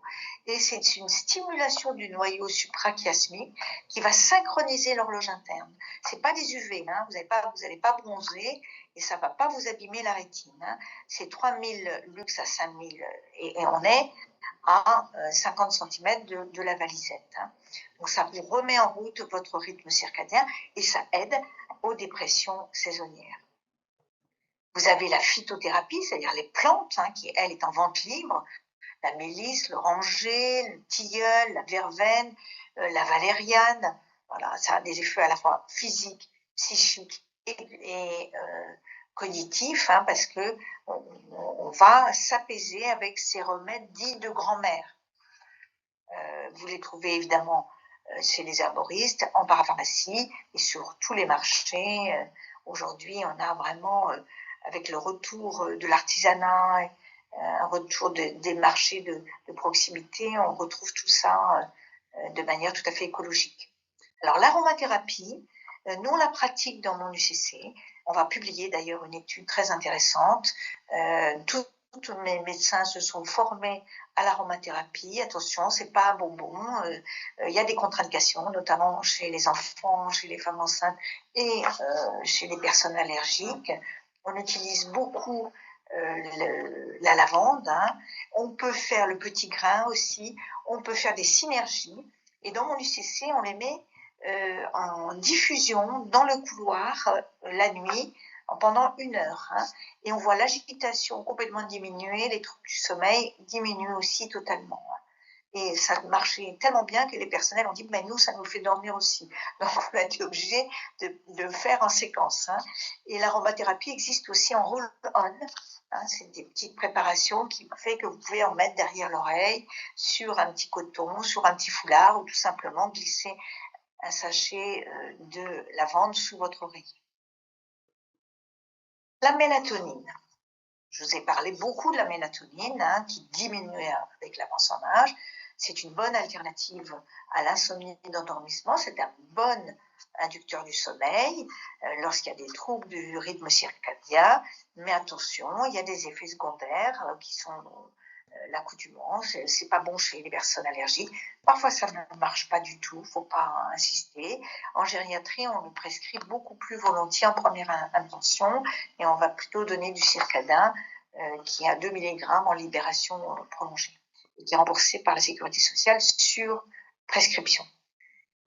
Pour finir, on va aborder les médicaments somnifères. On l'a vu, uniquement après un inventaire étiologique minutieux. Est-ce que je ne dors pas bien parce qu'il y a des causes médicales, environnementales, psychiatriques? Et si les traitements non médicamenteux ont échoué? La durée de la prescription est de 4 semaines, sevrage compris, hein, en France, et doit être réévalué à l'issue. Ça, c'est les recommandations de la HAS, la Haute Autorité de Santé. Hein. On doit vous proposer un sevrage progressif, surtout pour les benzodiazépines, BZD. Pourquoi? Parce que vous risquez une crise d'épilepsie, un rebond d'anxiété à l'arrêt brutal, tout un tas un rebond de l'insomnie, tout un tas de désagréments qui est lié à la structuration pharmacologique des benzodiazépines. Les benzodiazépines ont 4 effets en commun: anxiolytiques et sédatifs, mieux relaxants, anticonvulsivants et amniésants. Et dans l'amnésie, vous vous souvenez de Gisèle Pellicot, son mari lui donnait du Temesta et de l'alcool, tout simplement. Temesta et de l'alcool. On s'est dit c'est la drogue du violeur, pas du tout. C'était une benzo. Là. Alors, attention, vous avez 2 effets secondaires qui sont très embêtants sur la consommation de benzodiazépines au long cours. L'accoutumance, vous êtes obligé d'augmenter la dose pour avoir le même effet thérapeutique, c'est-à-dire qu'au lieu d'avoir un Temesta à 1 mg, vous êtes obligé de demander à votre médecin à 2,5 mg, et la dépendance, vous n'arrivez plus du tout à vous en passer, ni physiquement, ni psychologiquement. Alors, vous pouvez avoir à l'arrêt brutal des troubles anxieux, une insomnie, des contractures, des désordres spastiques, certaines formes d'épilepsie. On les utilise aussi dans les prémédications et ça entraîne une sédation. On les utilise dans le sevrage alcoolique et dans les phases aiguës psychotiques avec hyperexcitation et agressivité. Dans mon UCC, on utilise le Seresta parce que le Seresta, tous les benzodiazépines vont se détoxiquer en Seresta. Donc, on l'utilise 1 à 3, mais pas comme somnifère, hein, dans la journée, lorsqu'il y a des crises aiguës d'anxiété. 1 à 3 comprimés de Seresta à 10 mg. Là, je vous ai mis ce tableau qui est très important. Vous aurez bien entendu l'intégralité, pour ceux qui le souhaitent, de mon diaporama, sous forme de PDF. Vous avez les comprimés en AM, qui se terminent en AM, c'est les benzodiazépines, et puis les assimilés au benzo, les comprimés Z, hein, le zolpidem et le zopiclone. Zolpidem, vous voyez, il est assez sympathique, il a une demi-vie courte, hein, 2,4 heures, le dosage c'est 10 mg au coucher, mais vous pouvez avoir un effet paradoxal. Chez certaines personnes, un demi-comprimé de Stilnox au coucher va entraîner au contraire un réveil, on va jouer de la trompette toute la journée. Hein. Il est donné, par exemple, pour les personnes qui sont de jet lag. Hein. Soit on va donner de la mélatonine, soit du zolpidem. Hein. La zopiclone Nimovan est aussi donnée en pratique courante, 5 heures. Et puis, je vous ai mis en rouge quand même le Mogadon, 24 heures de demi-vie. Vous imaginez? Le lendemain, je suis un peu ensuquée. Oui, oui, on comprend. Hein. Et puis les autres, alors l'Atarax, c'est un médicament comme non, c'est un médicament anti... ça y est, j'ai un manque du mot. Comme la polaramine, voilà. Donc très sédative, hein, antihistaminique, excusez-moi. L'Amépro, qu'on ne donne plus en France aujourd'hui, la mépromycine, l'Equanil, hein, qui avait été très donnée parce qu'elle a été détournée par les toxicomanes, le Stresam, qui est la même famille que la mépro, et puis bien sûr la phytothérapie dont je vous ai parlé. Mais attention, la phytothérapie, si vous avez un patient qui a été biberonné au Temesta toute sa vie, il va avoir du mal à se mettre aux tisanes, hein. Ça va être compliqué. Alors, les effets indésirables des benzos, la durée de la prescription est limitée car la prise au long cours d'une ou plusieurs benzodiazépines peut s'accompagner d'effets indésirables, notamment, je vous l'ai dit, d'arrêt de dépendance et avec des conséquences qui sont sévères. Des troubles du comportement, des troubles cognitifs avec une perte de la mémoire, hein, qui est tout à fait sourcée, de la somnolence, une diminution des performances physiques et des chutes. Et comment je fais pour m'arrêter? Si je souhaite arrêter ou diminuer mon traitement, j'en parle à mon médecin afin de définir la stratégie à suivre. C'est une diminution petit à petit, un jour sur deux, une semaine sur deux, progressive, hein, sur 4 à 10 semaines. Cela permettra d'éviter la sensation de manque. Hein. Et les symptômes transitoires, les troubles digestifs, l'insomnie, les tremblements, la sudation, la confusion, l'anxiété. Et on peut vous proposer d'autres outils, les TCC, d'autres thérapeutiques, la mélatonine, le yoga, la relaxation, la phytothérapie, l'aromathérapie, etc. Alors, cette campagne est très intéressante pour les ados, mais on peut l'appliquer aussi pour les personnes âgées. Les thérapies cognitivo-comportementales sont plus efficaces que les médicaments. Donc, c'est pour ça que je vous l'ai mise. C'est l'Agence nationale de sécurité du médicament. Les médicaments contre l'insomnie, c'est pour quelques nuits. La lecture, c'est autant qu'on veut. Les médicaments contre l'anxiété, donc les fameuses benzodiazépines, c'est pour une courte durée. Voir ses potes ou les personnes âgées avoir des relations dans la journée, c'est non-stop. Les médicaments contre l'anxiété, c'est pour une courte durée. L'activité physique, c'est sans modération. On marche quand on est vieux. Les médicaments contre l'insomnie, c'est pour quelques nuits. La méditation, c'est sans modération. Voilà, je vous remercie et surtout merci beaucoup de votre attention.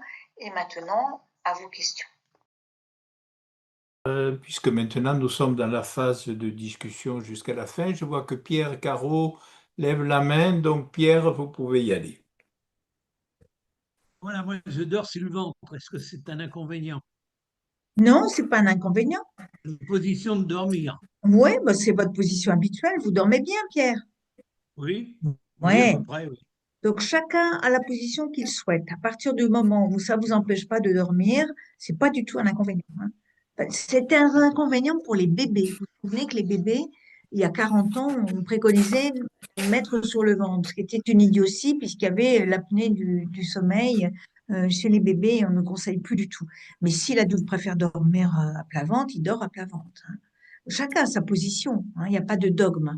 Sauf pour ceux qui font l'apnée du sommeil, où là, évidemment, eh ben, il ne faut pas dormir sur le dos comme ça, parce que là, on va mal positionner sa langue. Et on reconnaît d'ailleurs tout à fait dans ces préconisations ce qu'on vivait en anesthésie, puisque c'était ma première spécialité. Et en effet, mettre les gens sur le côté, c'est les positions latérales de sécurité. Mettre extension avec subluxation de la mandibule, c'est effectivement dégager les voies aériennes. Voilà, on est vraiment en plein dans cette logique-là. Georges, tu veux intervenir, je crois, je vois que tu as... Oui, j'ai allumé ma caméra là. J'ai lu récemment qu'il y a besoin de ça environ un siècle avant qu'il y ait l'éclairage des rues et qu'on ait donc l'électricité, donc se couche tard le soir. Les gens avaient un sommeil donc bien biphasique la nuit, Oui, c'est-à-dire qu'ils se couchaient peu après le coucher du soleil, dormaient quelques heures, se réveillaient quelques heures pour des activités diverses et variées et se rendormaient après donc en fin de nuit.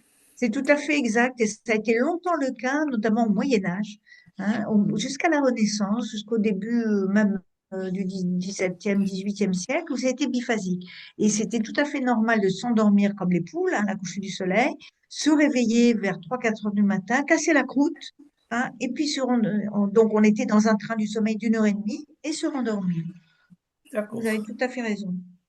Ouais. D'autres... Alors j'ai vu une question passer, Bernard, sur les Oui. oreillers.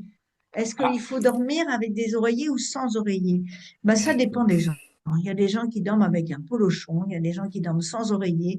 Les Chinois, les Japonais dorment avec des oreillers extrêmement durs, juste sous le cou. C'est à la fois culturel, à la fois, ça dépend de chacun. Chacun fait comme il veut, hein. Encore une fois, je n'ai pas de dogme à vous donner.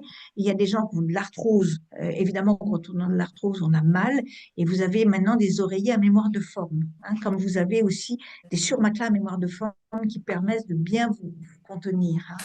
Voilà, quand vous avez mal, quand on a mal, on dort pas, hein. Quand on a des douleurs arthrosiques, on dort pas, hein, bien sûr. alors, pour ce qui est des médicaments, effectivement, ça c'est un problème central, puisque là, pour le coup, c'était en gériatrie institutionnelle, soins de longue durée, où véritablement l'entreprise pour diminuer les médicaments, c'est un psychodrame, je dirais, parce que les familles sont attachées à ce que la personne garde son médicament. Les personnels aussi, hein, personne qui s'agit d'admis, on dit, bon, ben, si vous ne donnez pas quelque chose, je vous rappelle dans une heure, et puis encore après dans une autre heure, et à une autre heure de la nuit. Bon, c'est du vécu, c'est pas très souvent, mais j'ai vécu ça. Bon. Donc, il y a vraiment un culte du médicament, ça, je peux en témoigner comme vous. Et c'était très préoccupant et très difficile de dire qu'on allait diminuer doucement, on allait essayer de diminuer. Le samedi matin, je consacrais ma matinée à voir s'il y avait des médicaments qui pouvaient être supprimés ou diminués. Et c'était souvent diminué parce que les personnes ont tellement peur de l'arrêt, même s'il n'y a pas de syndrome de sevrage, hein, même si on n'est pas sur des opioïdes, sur des benzos, enfin voilà, toutes sortes de médicaments. Tous ces médicaments qu'on introduit lentement doivent être aussi supprimés lentement.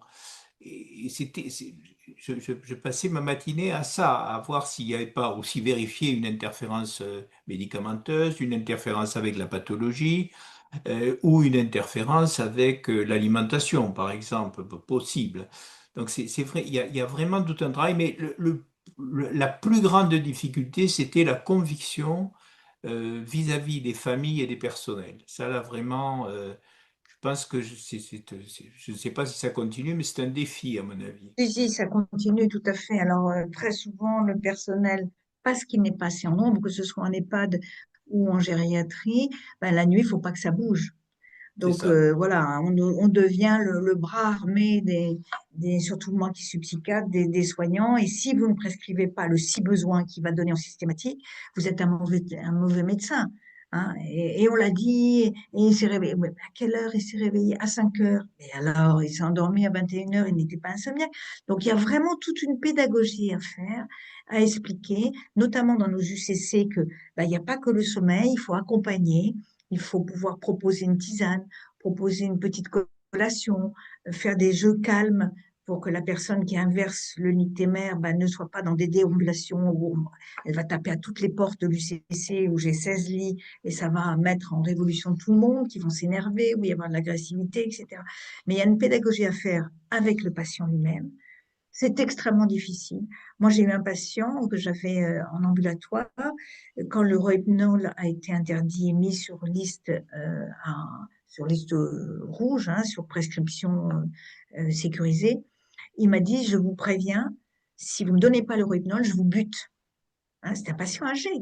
Ça faisait 30 ans qu'il en prenait. Hein, c'est pas pour rien que les toxicos voulaient avoir le Rohypnol.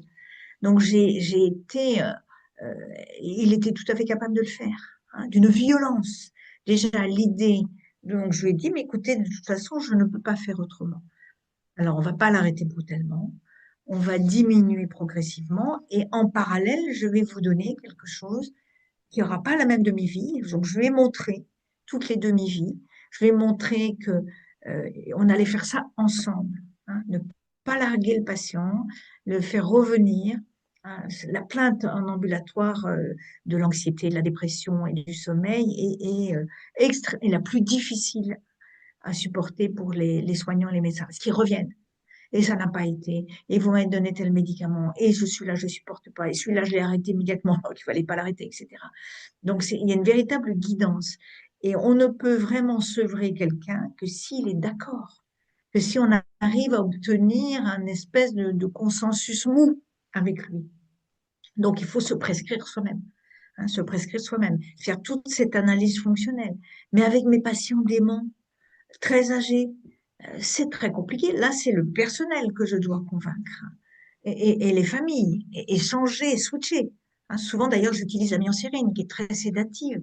En une molécule, j'ai le somnifère, l'anxiolytique et l'antidépresseur. Hein, monothérapie, je suis tranquille, au coucher, au lit, le soir. Voilà. Mais, et souvent, je disais au personnel, ne réveillez pas les malades pour leur donner leur somnifère. Parce qu'ils s'endorment à 18 heures, ils sont couchés par l'aide-soignant derrière leur couverture, et à 23 heures, on les réveille pour donner le somnifère. Hein. Je vois Christian Cazotte qui rigole, ça lui rappelle des souvenirs. Donc, surtout, ne réveillez pas vos malades pour leur donner le somnifère. Ah bon, faut pas le réveiller, mais c'est prescrit. Oui, mais justement, on voit ça le lendemain et on va essayer de mettre en si besoin, s'il dort, ne le réveillez pas, etc. Hein. Il faut un tout petit peu de discernement. Hein. Et puis, vous avez des études qui montrent que dans les EHPAD, vous avez 9% des patients, enfin des résidents du moins, qui ont des neuroleptiques et qui ne sont absolument pas confus, psychotiques, qui n'ont pas d'hallucination, qui n'ont absolument pas besoin de recevoir ce type de médicaments, et 50% qui ont des somnifères, alors qu'ils n'ont pas de trouble du sommeil. Et c'est donné en routine. Hein. Donc ça, attention. Il faut qu'on remette en cause nos pancartes. Nous-mêmes médecins, bon, Bernard Pradine l'a très bien, disait très bien, parce qu'il était consciencieux, mais remettre en cause nos prescriptions, nos pratiques, c'est difficile de résister aux soignants qui font équipe. Hein. Et on reste dans, en tous les cas pour les malades âgés et leurs familles, un bon médecin, c'est un médecin, on sort avec l'ordonnance avec 6 lignes de traitement. 6 lignes de traitement, au premier rang desquelles le somnifère. Marquez-moi le somnifère pour moi, pour mon mari, pour ci, pour ça, voilà. Et parfois, je suis obligée de les hospitaliser pour faire un sevrage, hein, chez les gens les plus participants. Mais de guerre lasse, on finit par reconduire l'ordonnance, parce que quand ils arrêtent brutalement, c'est encore pire. Hein. Alors que ça donne des effets très délétères sur la mémoire. Hein, et c'est connu depuis 2010. Hein, toutes les études scientifiques le montrent, hein, sur la mémoire immédiate notamment. Hein. Donc attention, hein. Ça c'est un bon argument pour les familles. Hein. Je dis non, mais là c'est pas possible. Je peux pas, vous pouvez pas me demander et un anxiolytique la journée et un somnifère la nuit depuis 30 ans ou 40 ans et me dire maman a des troubles de la mémoire. Alors, il faut réexpliquer. Vous voyez que c'est des consultations longues qui vont prendre du temps. Et il faut avoir dans la tête une alternative à proposer. Parce qu'ils ne repartiront pas de votre cabinet si vous n'avez pas donné une alternative. Hein. Ça, c'est un cri du cœur. Hein. C'est vraiment un cri du cœur. Alors, la lumière rouge facilite-t-elle l'endormissement? Non. Non, c'est une sollicitation. La lumière rouge, non. Une petite lumière douce, éventuellement, hein, comme une petite veilleuse. Mais la lumière rouge, c'est celle que vous avez de veille de votre télé. Hein. Et le pire étant tous les appareils en veille et aussi les écrans. Les écrans, gros problème. Hein, on va scroller, c'est un mot horrible, mais c'est comme ça. Le dernier mail, le dernier SMS de son amoureuse, son amoureuse, de son petit-fils, de sa petite-fille, etc. L'écran de télé, la tablette. Hein. Donc, on rumine, on se maintient en éveil, on s'inquiète. Hein, ceux qui ont des sites Instagram et je sais pas quoi. Hein. Mon éditrice, elle me dit oui, il faut absolument vous créer un compte Instagram, vous ayez des likes pour vos livres. Je dis mais ça va pas, eh ben, c'est beaucoup trop chronophage et puis je ne supporterai pas que je n'ai pas de likes. donc non, mais on imagine bien l'attente du like. Vous avez des influenceuses qui se suicident parce que on a arrêté tout d'un coup. De liker leur travail. Enfin, c'est terrible, quoi. Donc, on se sursollicite avec ces écrans. Et puis, la lumière bleue, elle qui vous maintient en éveil et vous diminue complètement la sécrétion de la mélatonine. Est-ce qu'il y a d'autres réactions? Parce que moi, j'ai toujours Ouais. des choses à dire. Hein. Est-ce que Christian, tu as levé la parole, Nicole, la main, Oui, Nicole aussi. oui, D'accord. oui, oui. Christian, qu'est-ce que tu décides? Nicole, peut-être, on reste vieille France, on fait parler les dames en premier. Alors, Allez, D'accord. Nicole. Alors moi, j'aurais une question. J'aurais une question. Vous m'entendez? Oui, très bien. Oui. Oui. J'aurais une question par rapport à la sieste. Oui, Vous avez préconisé la sieste après le repas, en début d'après-midi, mais actuellement, il y a une autre approche qui est proposée, c'est de proposer une petite activité tout de suite après le repas, dans le but de métaboliser un petit peu de glucose amené par le repas, de limiter les pics de glycémie et par là même de prévenir la résistance à l'insuline ou de la limiter si elle est déjà installée. Voilà, alors mais Nicole, après, l'un n'empêche pas l'autre. C'est très bien d'avoir une oui, petite activité après le repas pour oui. tout ce que vous dites. Mhm. Mais en général, on va s'endormir. Mais il n'y a pas de dogme, hein. Il y a des gens qui ne feront jamais de sieste, il y a des enfants qui ne feront jamais de sieste. Mais le mieux, c'est quand même le sommeil sur les 24 heures. Donc, si on a un mauvais sommeil la nuit et qu'on peut se rattraper avec 20 minutes, une demi-heure le matin, 20 minutes, une demi-heure en début d'après-midi, c'est pas forcé que ça soit après le repas. C'est en général la sieste Ah, d'accord. post-prandiale. Alors, oui. Et vous avez tout à fait raison, c'est très utile aussi de séquencer son sommeil, d'avoir un sommeil séquencé. Et par exemple, les navigateurs solitaires, ils apprennent ça. On apprend à faire sa sieste. Et je vais vous raconter une jolie anecdote, hein. Le peintre Léonard de Vinci, la sieste nous rend plus réactifs, avait bien compris ça. Et il s'endormait dans un fauteuil confortable, avec une clé dans la main droite et une assiette sous cette clé et cette main droite. Et quand il s'assoupissait, on a vu que les muscles se relâchent. Donc, les tombées dans l'assiette, ça le réveillait. Et hop, et il peignait. Léonard de Vinci et Salvador Dali faisaient ça. Et c'est vrai on trouve les trucs. Les gens disent on trouve des théorèmes, des solutions à notre problématique la nuit. Hein, la nuit porte conseil. Lors de ces micro-réveils, oui. Hein, on a une espèce d'hyper-créativité qui arrive. Moi, j'ai trouvé des choses pendant ma thèse de philo, absolument géniales, des concepts, des choses. Euh, et c'est vrai que c'est très utile. Et on peut apprendre aussi à faire des nappes, ce que les anglo-saxons appellent des nappes, des micro-siestes de 5 minutes. 5 minutes. On apprend à faire 20 minutes, puis un quart d'heure, puis 10 minutes, puis 5 minutes. Et vous allez récupérer. Tous les chefs d'entreprise connaissent ça. Ils vont dans un coin, les ministres, les députés. C'est pas vrai qu'ils sont toute la nuit à l'Assemblée, hein. D'abord, ils ont la buvette en bas. Vous avez vu qu'il y a un gros sujet sur l'alcool à la buffet de l'Assemblée nationale. Donc, ils peuvent s'endormir en séance. On les voit aussi quand ils y sont, hein. Et ils apprennent à récupérer. La sieste est récupératrice. C'est dans ce sens-là que je préconise.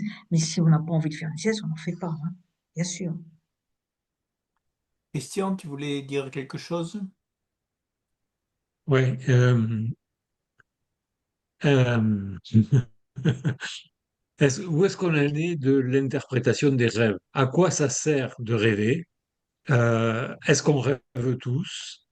Et corollaire, est-ce que je me souviens très rarement des rêves que j'ai faits la nuit? Est-ce que c'est grave, docteur? C'est pas grave du tout. Alors, la plupart, 99,9% des personnes rêvent, mais n'ont pas de souvenir de leurs rêves, hein. C'est tout à fait normal. Il faut se mettre en condition pour se dire, tiens, je vais me souvenir de mes rêves. J'ai mon petit calepin à côté de mon lit, mon crayon. Je me réveille ou je dis à mon mari, si tu me vois, ou mon compagne, ou ma compagne, peu importe, ou mon chat, si tu me vois avec des mouvements oculaires rapides, tu me réveilles.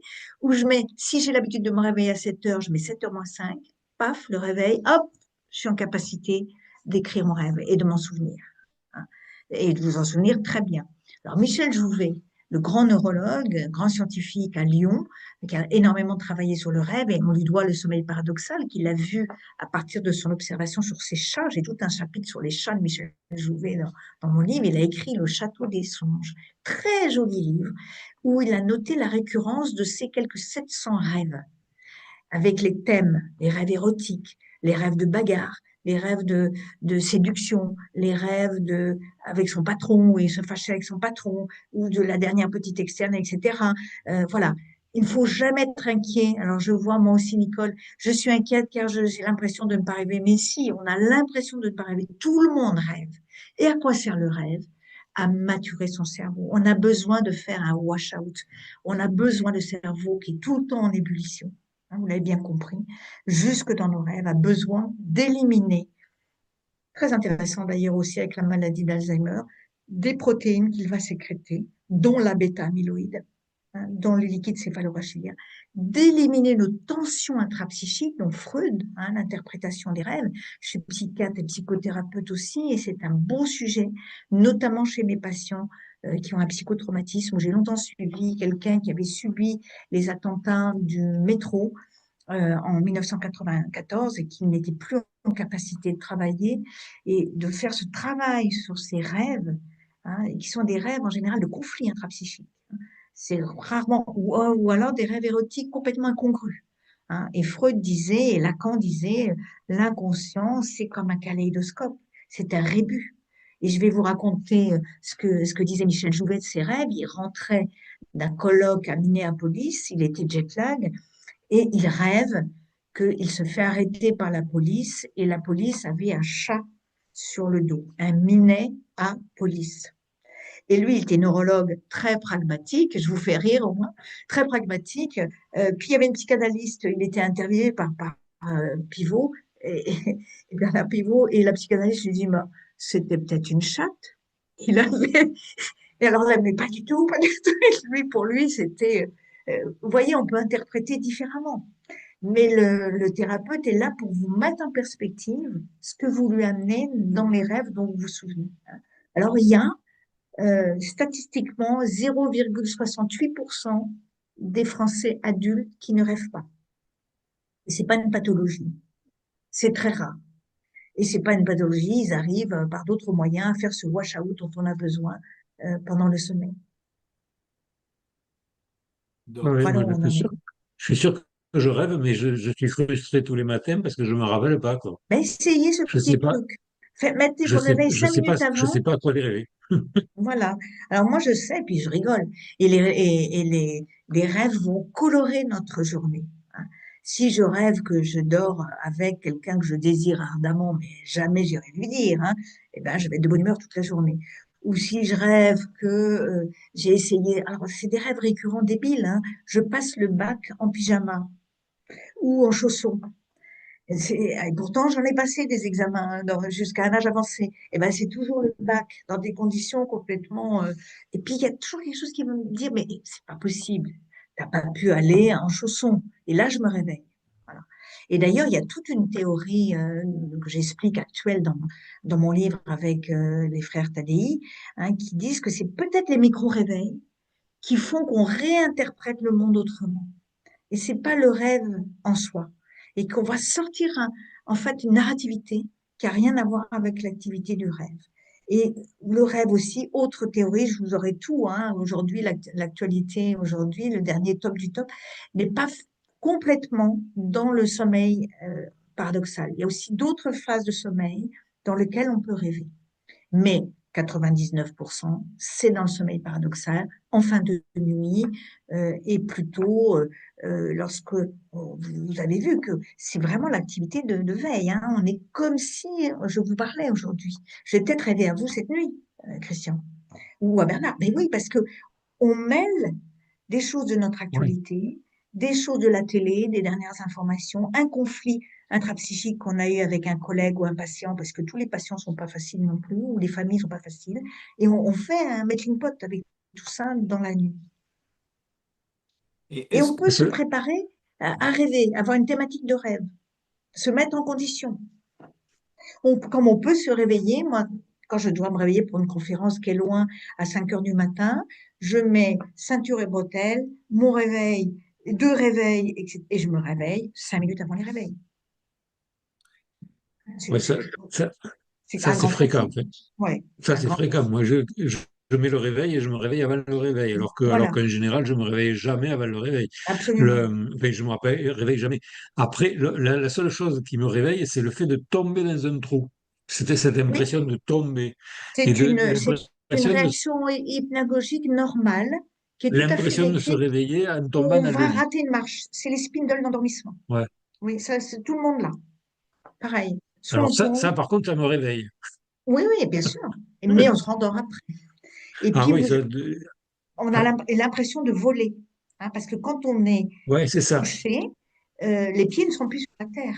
Donc, on a un autre positionnement de notre corps. Hein. Et lorsque vous avez l'interprétation des rêves, c'est pareil. Les rêves récurrents, par exemple, de vol, hein, de liberté, d'être au-dessus, d'être un oiseau. Ouais. Hein. Vous avez des rêves, au contraire, de chute, de perte, une perte de dents. Ben, c'est des rêves de deuil, de dépression, de mésestime de soi. Les rêves de serpent, c'est plutôt des rêves érotiques, etc. Il y a tout un Ma tas, grand-mère, tout un tas ma de... grand-mère qui était italienne, enfin une de mes grand-mères qui était italienne, me disait toujours quand j'étais tout minot que le fait de rêver qu'on perd une dent, en fait c'est en général prémonitoire de quelqu'un qui va mourir dans la famille. Oui, mais elle avait raison. Je vous dis la même chose. C'est plutôt de la deuil, de la Oui. perte de Alors quelqu'un. moi je suis tranquille parce que comme je me rappelle jamais de ce que je rêve, et je vais dire je serai jamais prémonitoire. Oui, oui, mais il y a des gens, la pitié se met en condition, hein, pour faire des prémonitions. Hein. Dans cet état un petit peu auto-hypnotique dans lequel on peut se mettre. Hein. Le MDR, c'est aussi pareil pour lever les psychotraumas. C'est très utile. Hein. C'est des thérapeutiques non médicamenteuses qui sont très utiles pour nous. Mais quelque part, je pense que, et je vais donner la parole à Pierre Caro, mais c'est vrai que bon, moi je suis resté surtout à l'interprétation des rêves de Sigmund Freud. Hein.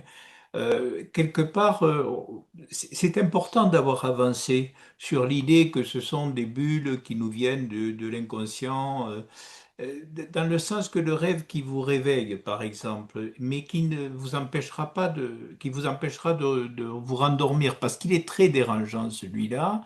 C'est quelque chose qui n'a pas été suffisamment métabolisé. Il est resté dans le déni. Et on vient vous rappeler quelque part que ouais, vous voulez pas y penser, mais moi je vais vous rappeler qu'il faut y penser parce que ça, vous l'avez pas encore réglé, vous n'avez pas réussi à surmonter ça. Est-ce que c'est ce genre de vécu qui m'arrive Tout à fait. personnellement, hein? Tout à fait, et c'est très utile en thérapie, justement pour les psychotraumas, pour aider à lever les psychotraumas, des rêves récurrents ou des cauchemars récurrents, des bruits de bombes. Les cauchemars, c'est en phase 4 de sommeil profond. Hein. Ce sont des choses, tu as fait encore ton mauvais rêve, tu m'as encore réveillé en criant la nuit, etc. Eh bien ça vaut le coup de se faire aider. Ça vaut le coup d'aller voir un psychologue ou un psychiatre ou un gériatre qui est rompu dans une écoute empathique et à essayer de mettre en perspective avec le vécu de la personne. Et on n'a pas forcément des réponses tout de suite. Hein. C'est un véritable travail, un psychothérapeutique. Il y a parfois des souvenirs écrans. Hein. Notre mémoire n'est pas fiable. Hein. On le sait bien. Elle est colorée par nos émotions. Hein. Des émotions positives comme des émotions négatives. Donc ça, oui, il faut pas hésiter à en parler à quelqu'un et même à sa copine. Hein. Voilà ce que j'ai rêvé. D'ailleurs, souvent, hein, oh là là, j'ai fait un drôle de rêve cette nuit, mais je sais pas pourquoi j'ai rêvé ça. Et puis en parlant, on se dit, ben voilà, voilà ce qui s'est passé, ça m'a rappelé telle chose, etc. Pierre? Vous savez, devant la caméra café, hein, dans, dans les services hospitaliers, le café, c'est très important, hein, de pouvoir échanger comme ça. Pierre, vous souhaitez dire quelque chose? Alors, moi, je rêve beaucoup et je rêve de trouver, je trouve surtout beaucoup de solutions dans mes rêves. Oui, Et quand je me réveille, je me dis, excusez-moi le mot, mais mince, euh, euh, j'aurais dû noter. Et maintenant, j'ai sur ma table de nuit un crayon et un papier. Et parfait. quand j'ai un rêve que je peux me réveiller, eh ben, je l'écris tout de suite. Mais c'est formidable. Je pense perdre tout. Mais oui, c'est formidable. Alors parfois, on est très déçu, hein, parce qu'on pense avoir Oui, trouvé quelque chose d'extraordinaire, et puis quand on regarde, bah, c'était rien du tout. Mais c'est amusant, hein, de prendre du oui, recul. oui, Moi, j'ai un ami qui était très brillant mathématicien, il a trouvé un c'est concept pas mon comme ça. cas, hein. pendant son sommeil. La mémoire a besoin d'être consolidée, hein, pendant le sommeil lent profond et pendant les rêves, hein. Le petit bébé, il va dormir 18 heures sur 24. Le nourrisson, hein, je viens d'être grand-mère, donc je peux vous le dire. Et il rêve, il engrange tout. Les bruits, les sons, les odeurs, et puis on le voit rêver, rêver. Et il engrange tout pour à la fois grandir dans son corps et aussi avoir une bonne maturation de son cerveau. Il y a un autre phénomène dont je vous ai pas parlé, qui est chez les ados, qui est le somnambulisme. Hein, c'est souvent chez les garçons. C'est en phase de sommeil profond, hein, lent profond, où la personne se lève, parfois les yeux dans le vague, fixe les bras devant. C'est pas une caricature, hein, c'est vraiment comme ça, hein. Donc ils vont. Le plus dangereux, c'est l'escalier ou la fenêtre ou les volets ou la porte d'entrée. Et puis ils vont se recoucher de façon quasi automatique, hein. Ça passe avec l'adolescence. J'ai été Vous somnambule avez chez pendant les... longtemps. Ah ben oui, Je me réveillais, c'était chez mon parrain, j'allais dans l'atelier, je bricolais, et j'allais oui, me coucher, personne ne savait, et le lendemain matin, tout d'un coup, on trouvait des outils déplacés ou des choses comme ça. c'est Ça ça. m'est passé, C'est ça. quelque chose de... Oui, ça vous est passé parce que ça passe. Donc, faut rassurer, hein. C'est souvent chez les petits garçons, hein. Alors, on va Vous avez passer. aussi, Allez-y, pardon, allez-y, allez-y, je vous en prie. vous avez aussi une autre pathologie chez les... Enfin, pas une pathologie, un petit trouble du sommeil chez les enfants, les petits garçons aussi souvent, les rythmes sommeil, hein, chez les petits enfants qui se bercent comme ça, qui sont à plat ventre et parfois se cognent même la tête contre le mur. La solution, c'est de mettre le matelas par terre et de mettre un coussin et puis voilà, et ça passe. Il faut beaucoup rassurer les parents. Parce que les parents se disent, mais mon enfant est anormal, il fait une crise d'épilepsie, il me reconnaît pas du tout, pas du tout. D'accord. Alors, on va passer la parole, si vous voulez, à Louis Lacaze, qui l'attend, et puis ensuite on reviendra vers le chat, puisqu'il y a des questions auxquelles on n'a pas encore répondu. Louis, si vous voulez vous exprimer. Oui, je retiens alors une chose, l'importance majeure de prescription de somnifères en France. Moi, je n'en prends jamais, donc je suis vraiment surpris par ce chiffre. Vous nous avez donné, et je vous en remercie, là j'aurai du travail pendant toute la semaine, un bagage énorme pour lutter contre le phénomène. Personnellement, j'estime qu'il faut qu'il y ait complicité entre le patient et le médecin et qu'il y ait un travail d'équipe. Oui, Je crois que le patient, de son côté, il doit faire un petit effort pour voir ce qui cloche. Pourquoi il ne s'endort pas immédiatement? Alors on peut rechercher du côté des positions. On va changer à certains moments de position. On va avoir des démangeaisons, tiens, qui signalent qu'on va s'endormir. Ça fait plaisir.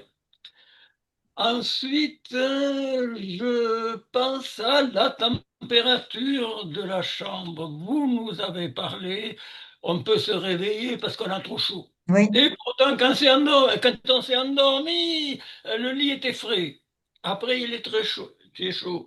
Et puis nous, on a froid quand le conjoint a trop chaud. Donc, ce problème de la température de la chambre n'est pas toujours facile à résoudre. Et je pense que vous nous avez parlé aussi de ce cap de 3 heures du matin. Et la polyurie, vous nous en avez parlé aussi. Qu'est-ce qui vient en premier? Le réveil ou l'envie d'aller aux toilettes? Quelquefois, c'est assez net. C'est l'envie d'aller aux toilettes. Et là, on peut quelquefois se convaincre, après tout, ce n'est pas urgent, j'attends un peu. Alors, au lieu de se réveiller à 3 heures, on va faire un saut jusqu'à 5 heures ou 6 heures. oui, c'est vrai. C'est tout Donc, à fait exact. Merci de ce beau témoignage que je partage complètement. Mais parfois, on a tellement envie d'aller aux toilettes qu'il vaut mieux y aller ouais. et puis se dire, bah, ça y est, je suis allée aux toilettes, je vais me rendormir. Hein, mais c'est pas rien avec l'avance en âge, hein. Les hommes comme les femmes, hein. D'ailleurs, parfois, il faut faire un bilan urodynamique quand on se lève trop la nuit, hein. Et on peut vous aider à faire une rééducation du périnée, etc. tout à fait. Vous avez parfaitement raison. Et chanceux êtes-vous de ne jamais, d'avoir jamais pris de somnifère, moi non plus. Et je Aussi, pense que je pardon. serais complètement. Vous en avez pris? En 1960, j'avais une collègue épouse de médecin qui prenait de l'Imovane, qui devait coûter à Oui, l'époque, et qui m'a dit, bon, il faut prendre ça, etc. Et j'ai dit à mon pharmacien, on m'a dit que comme il n'y avait pas de barbiturique, que c'était pas dangereux. Oh, il m'a dit, attention, attention, n'abusez pas. oui. Et j'ai cessé d'en prendre, et je n'ai rien repris depuis. Bravo, magnifique. Mais vous avez raison, il faut une volonté et une relation de confiance. De confiance avec son médecin, ça s'inscrit dans le temps et avec les équipes. Mais les équipes, vous savez, elles sont en portions congrues, il n'y a plus de soignants. Dans les EHPAD, n'en parlons pas, il n'y a parfois même pas une infirmière la nuit.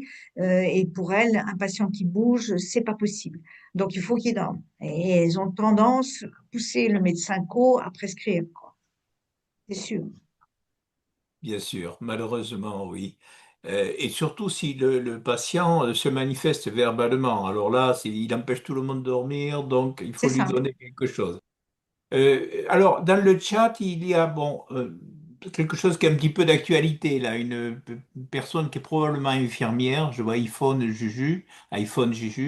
Une préconsultation avec une infirmière ne peut pas permettre de faire un débroussaillage et permettre au médecin de prendre en soin plus de patients, point d'interrogation.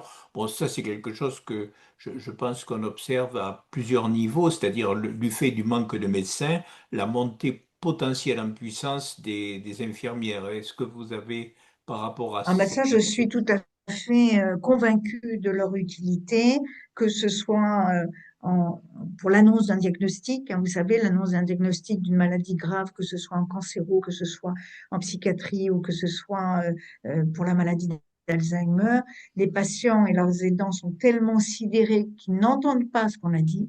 Et c'est très important qu'une infirmière en pratique avancée puisse, ou une infirmière d'annonce, puisse remodéliser les mots-clés et les solutions qui sont derrière. Ne jamais laisser sortir un patient sec comme ça, avec une annonce, sans pouvoir dire qu'est-ce que vous avez retenu, qu'est-ce que vous avez entendu. Et bien entendu, ça serait tout à fait utile. Et à l'hôpital de jour, on a des infirmières à la fois en neurodynamique, à la fois en consultation mémoire, à la fois euh, dans toutes les consultations qui vont aider à faire les petites échelles que je vous ai montrées. Elles vont déjà faire cette analyse fonctionnelle avec le patient avant la consultation avec le médecin. Et très souvent, les infirmières sont avec moi. Sont avec moi. Donc, on fait une équipe parce qu'elles ne voient pas la même chose que moi et c'est heureux. Hein. Elles ont pas, elles ont d'autres sensibilités que moi. Moi, j'ai la sensibilité du médecin et en plus du médecin psychiatre. Mais c'est pas forcément leur cas. Elles ont des idées qui sont. Moi, j'ai pas honte et au contraire, je le revendique de dire que j'ai été formée par les infirmières. oui, C'est les infirmières qui m'ont appris mon métier d'infirmière en psychiatrie. Hein. Heureusement qu'elles étaient là, hein, à l'hôpital psychiatrique, jeune interne de 20 ans. Hein. Elles savaient parfaitement. Hein, le malade chronique dangereux, celui qu'il fallait pas chauffer, etc. Hein. Donc oui, je suis tout à fait d'accord pour iPhone Juju. Hein. Tout à fait d'accord. pour dire les choses dans leur ensemble, je pense aux infirmiers anesthésistes, aux infirmiers de bloc opératoire. Ce sont des gens qu'on pouvait écouter quand on était jeune médecin anesthésiste ou jeune chirurgien. Oui, Non, mais là, je vous rejoins tout à fait là-dessus et qu'il puisse y avoir une montée en puissance pourvu qu'elle soit contrôlée, malgré tout, qu'il y ait effectivement une formation des infirmières qui soit adéquate. Mais sur le principe, vraiment, j'ai vécu à contrario le temps où d'infirmière, on lui disait qu'il ne faut pas ouvrir le Vidal parce que ça, c'est pour les médecins. Bon, euh, je- il faut l'avoir vécu, ce genre de situation. Bon, j'espère quand même qu'on en est loin. Alors, je vois Jean-Pierre Verdier, qui était médecin du travail, qui nous écrit une insomnie régulière de 2 ou 3 heures la nuit. Et quelle est la possibilité idéale? Se lever et s'activer ou laisser le corps se reposer en restant au lit? Et merci pour votre intervention. Voilà ce qu'écrit Jean-Pierre Verdier. alors, il vaut mieux pas se lever et il vaut mieux se persuader qu'on va se rendormir. Hein. Là, Une insomnie, c'est-à-dire qu'on se réveille, on a un train du sommeil 1 heure et demie éveillé, on va se rendormir. Et on peut raccourcir cette durée. Dès qu'on a un réveil, il faut que ce soit un micro-réveil. Et si on est dans son lit, on va retaper son oreiller, on va refaire une petite séance de relaxation, c'est-à-dire, ça c'est pas compliqué, on peut le faire ensemble. On inspire amplement par le nez, on bloque son diaphragme, on compte jusqu'à 8 et on va expirer. Et on fait ça 5 fois de suite. Et vous allez voir la tension diminuer, le stress diminuer, le pouls se ralentir. Hein, et vous allez vous approprier ça. Si vous préférez le yoga, faites un petit peu de yoga, détendez-vous.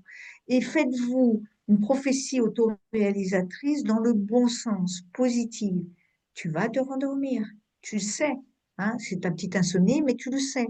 Tu vas te rendormir. Parlez-vous de manière bienveillante et positive, hein, avec des petits rituels.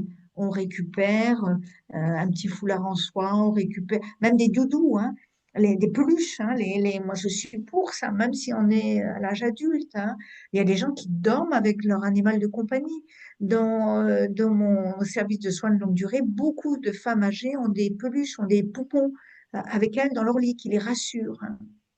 Donc, toutes ces petites choses-là fait que pourquoi pourquoi ça nous rassure? Parce que la nuit, c'est très mystérieux. On l'a vu avec les rêves.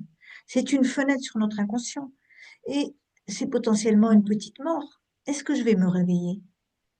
Est-ce que demain, je vais être encore là? Hein, on dit bien s'endormir dans son dernier sommeil, hein, avoir rendu son dernier souffle. Et de la naissance à la mort, il y a toujours de façon récurrente cette interrogation-là qui n'est pas explicite, qui est implicite. Donc on a besoin de rituels pour se rassurer. Hein. Et pourquoi pas une petite liseuse, ce que vous voulez, qui va vous rassurer. Hein. Pas trop de stimulation. Si vous vous levez et que vous allez ouvrir le frigo, vous mangez, ben vous êtes reparti pour 1 heure et demie de train du sommeil. Hein. Donc ça, je le conseille pas. D'accord. Donc, on est, oui, aussi, je pense à la fameuse RIP, et reposer en paix, quoi. Bon, donc, on voit bien qu'il y a Oui, une c'est analogie, et il y a un passage là hein, entre le sommeil et la mort. Alors, ce que j'ai remarqué pour en revenir à ce problème de prescription des somnifères, tant les hypnotiques et des tranquillisants, tant elle était fréquente et à laquelle le public est extrêmement accroché. Il me semble que ça n'est pas forcément exclusif ces classes de médicaments. C'est-à-dire, tout se passe comme si, quand il y a eu une prescription et que les gens s'en sont trouvés mieux, et ils restent sur l'effet du départ. C'est-à-dire oui, l'idée qu'au bout de 3 mois, ça ne marcherait plus, c'est hors on est dans l'idée de j'ai eu un moment qui était difficile, j'ai pris un médicament et ça a été efficace. Et effectivement, c'est efficace parce que les benzos, par exemple, sont très efficaces. Elles ont des actions pharmacologiques sur l'anxiété, par exemple, qui sont, pour tous ceux qui parmi nous ont pris des benzos, ça m'est arrivé. Voilà quoi, il y a vraiment un soulagement net. Et si on dit ben, j'ai une fois donc je serai soulagé toujours, parce qu'il y a certainement ce mécanisme qui joue. Et enfin, dernière chose que je voudrais dire avant de passer la parole à Christian, c'est que, bon, là, il y a prescription parce que j'étais expert auprès de l'Agence du médicament et il y avait une initiative sur Paris qui devait être publiée dans ses résultats, qui était d'associer les pharmaciens à la déprescription, en particulier la déprescription des benzos dont on considérait qu'elles étaient automatique ou pratiquement automatique en hôpital. Et donc, on s'adressait aux pharmaciens d'officine à l'extérieur et aux médecins généralistes, aux médecins traitants, en disant, voilà, on vous rentrez dans une étude dans laquelle vous allez déprescrire en quelque sorte, puisque nous, on ne peut pas le faire brutalement, etc. Alors, je ne sais pas trop ce que c'est devenu, mais l'idée aussi d'associer les pharmaciens à la gestion des médicaments, c'est-à-dire de ne pas être dans les 10% que les pharmaciens que j'ai côtoyés dans 10 conférences en France autour de la maladie d'Alzheimer et France Alzheimer m'avaient envoyé pour faire ça, des 10% de médecins dont les pharmaciens disent que ceux-là, ils voudront jamais coopérer avec les pharmaciens. Vous, vous êtes des épiciers, nous, on est les prescripteurs. Je suis médecin, vous n'allez pas me dire ce que je dois prescrire. Bon, une minorité, paraît-il. Bon, mais voilà. Et donc, à partir du moment où il y aurait cette coopération, euh, d'admettre aussi qu'ils sont capables de critiquer, qu'ils ne sont pas que des exécutants. Qu'est-ce que vous en pensez de cette Une excellente perspective? chose. C'est une excellente chose. D'ailleurs, les pharmaciens sont très impliqués et vous avez des restrictions dans le temps sur la prescription des benzos.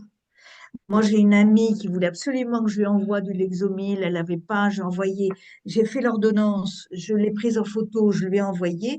Il n'a jamais voulu, le pharmacien, lui délivrer. Il a dit, ah non, non, moi, je suis pas un dealer. Moi, je veux la vraie ordonnance. Hein, c'est une benzodiazépine, je vous la prescris pas. Et c'est à dessein que je prononce le mot de dealer. Et j'en reviens à la première partie de votre questionnement, qui était finalement, on est dans la pensée magique. On prescrit systématiquement et le médicament qui a marché un jour va marcher toujours, sans voir les effets secondaires. C'est le flash du toxico. Voilà, la lune de miel avec la première rencontre avec la drogue, avec la cocaïne, avec l'héroïne, où on ne va plus la lâcher. Et après, c'est la tombe, c'est vraiment la dérédiction hein, heideggerdienne vers la fin, la dépendance et l'accoutumance. Hein. Les junkies sont pas beaux, alors qu'au début, bah, ça les aidait à briller, à être flamboyants, etc.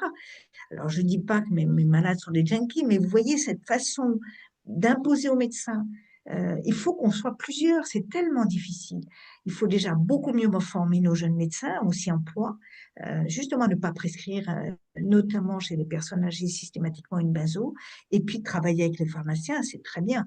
Et les pharmaciens sont très rigoureux là-dessus sur la temporalité, combien de temps dure et c'est le moment de réenclencher. Vous devriez en parler à votre médecin. Vous savez, c'est pas très bon pour la mémoire. Ils ont aussi aujourd'hui une action de conseil, hein, les pharmaciens. Oui. Et moi, je pense que il faut valoriser ça. Hein.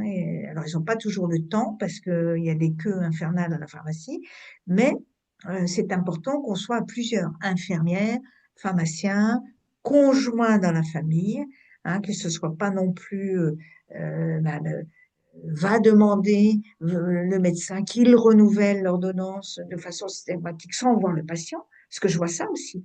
Hein, si ma mère, elle a besoin de son Télestin, faites-lui l'ordonnance, elle ne peut pas se déplacer même. Hein, je veux la voir, rediscuter avec elle. Chaque consultation est l'occasion de discuter avec elle. Et moi, j'ai pas de conflit d'intérêt, je travaille à l'hôpital, je suis complètement, quasiment bénévole depuis que je suis en cumul emploi-retraite. Donc ça, c'est important de pouvoir rythmer les consultations comme ça. Hein. Et je vous ai dit encore une fois, elles sont longues. Nous, à l'hôpital, on a le temps de faire des consultations, hein, ce qui n'est pas le cas en cabinet généraliste. Hein. Bien sûr. Christian, tu veux? Oui. Euh, alors, deux choses. Euh, on lit quand on lit les conseils, en règle générale, et je vois que vous l'avez dit, on conseille d'aller au lit vers 22 h, 23 h, parce que c'est important de dormir avant minuit. Moi, j'y arrive pas. Je vais au lit à 10h30, je dors pas, quoi. Par contre, quand j'y vais à minuit et demi ou 1 h du matin, je m'endors de suite et je fais une pleine nuit. Voilà.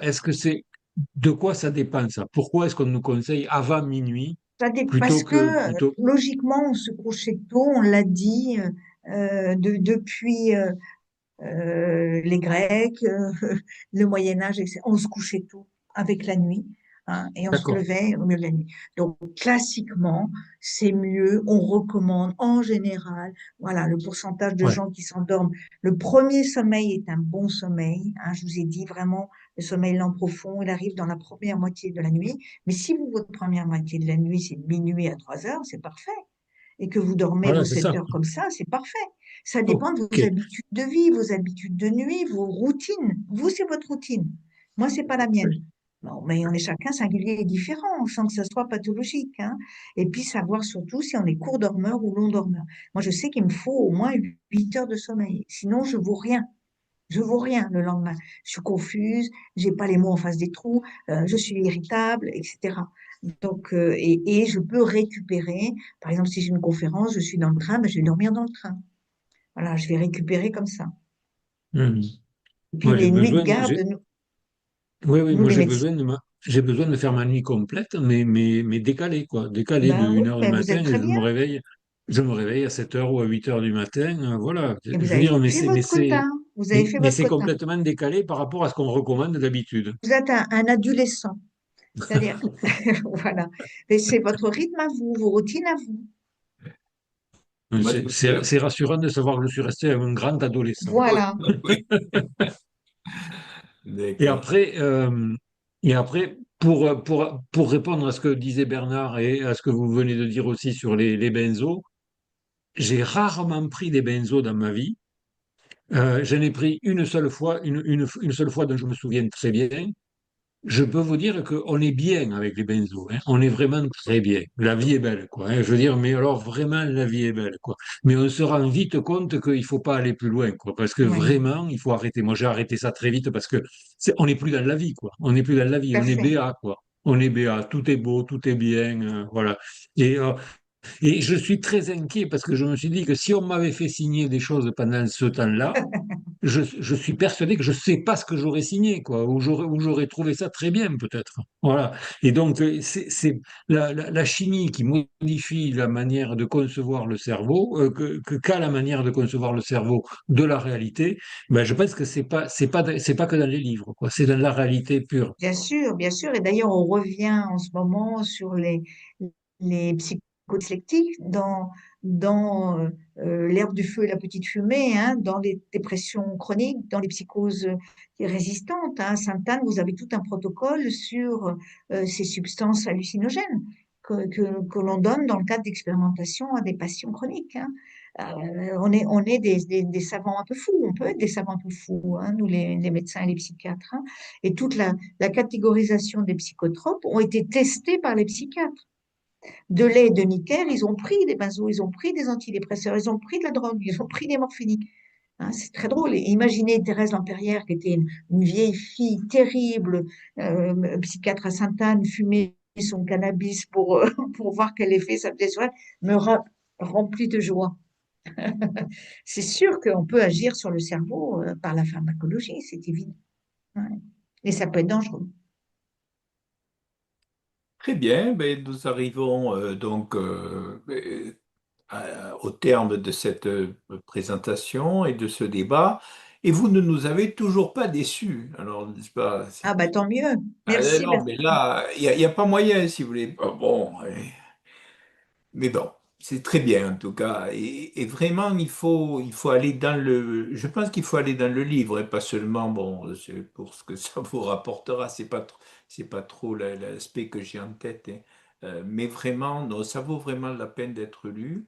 euh, Parce que c'est très instructif, et puis ça remet vraiment, ça donne beaucoup d'arguments à des éléments qu'on a qui sont assez empiriques et là qu'on peut étayer, je dirais. Voilà. Alors, merci bien Je sûr. voulais dire aussi, c'était ce que je voulais Oui, dire aussi, c'était effectivement merci pour le livre, parce que j'en ai acheté un, mais je crois que je dois être rendu au cinquième parce que on me le demande. Ah ben tiens Pierre, où t'as trouvé ça? Et puis voilà. Merci. Merci à vous. Et merci à Bernard parfait. Bradine d'avoir organisé le main de maître ce webinaire. Et puis Alors, j'espère à bien Merci beaucoup. vite. Merci j'espère beaucoup. aussi à la prochaine Merci. réunion, donc ça sera pour le 12 mars en principe.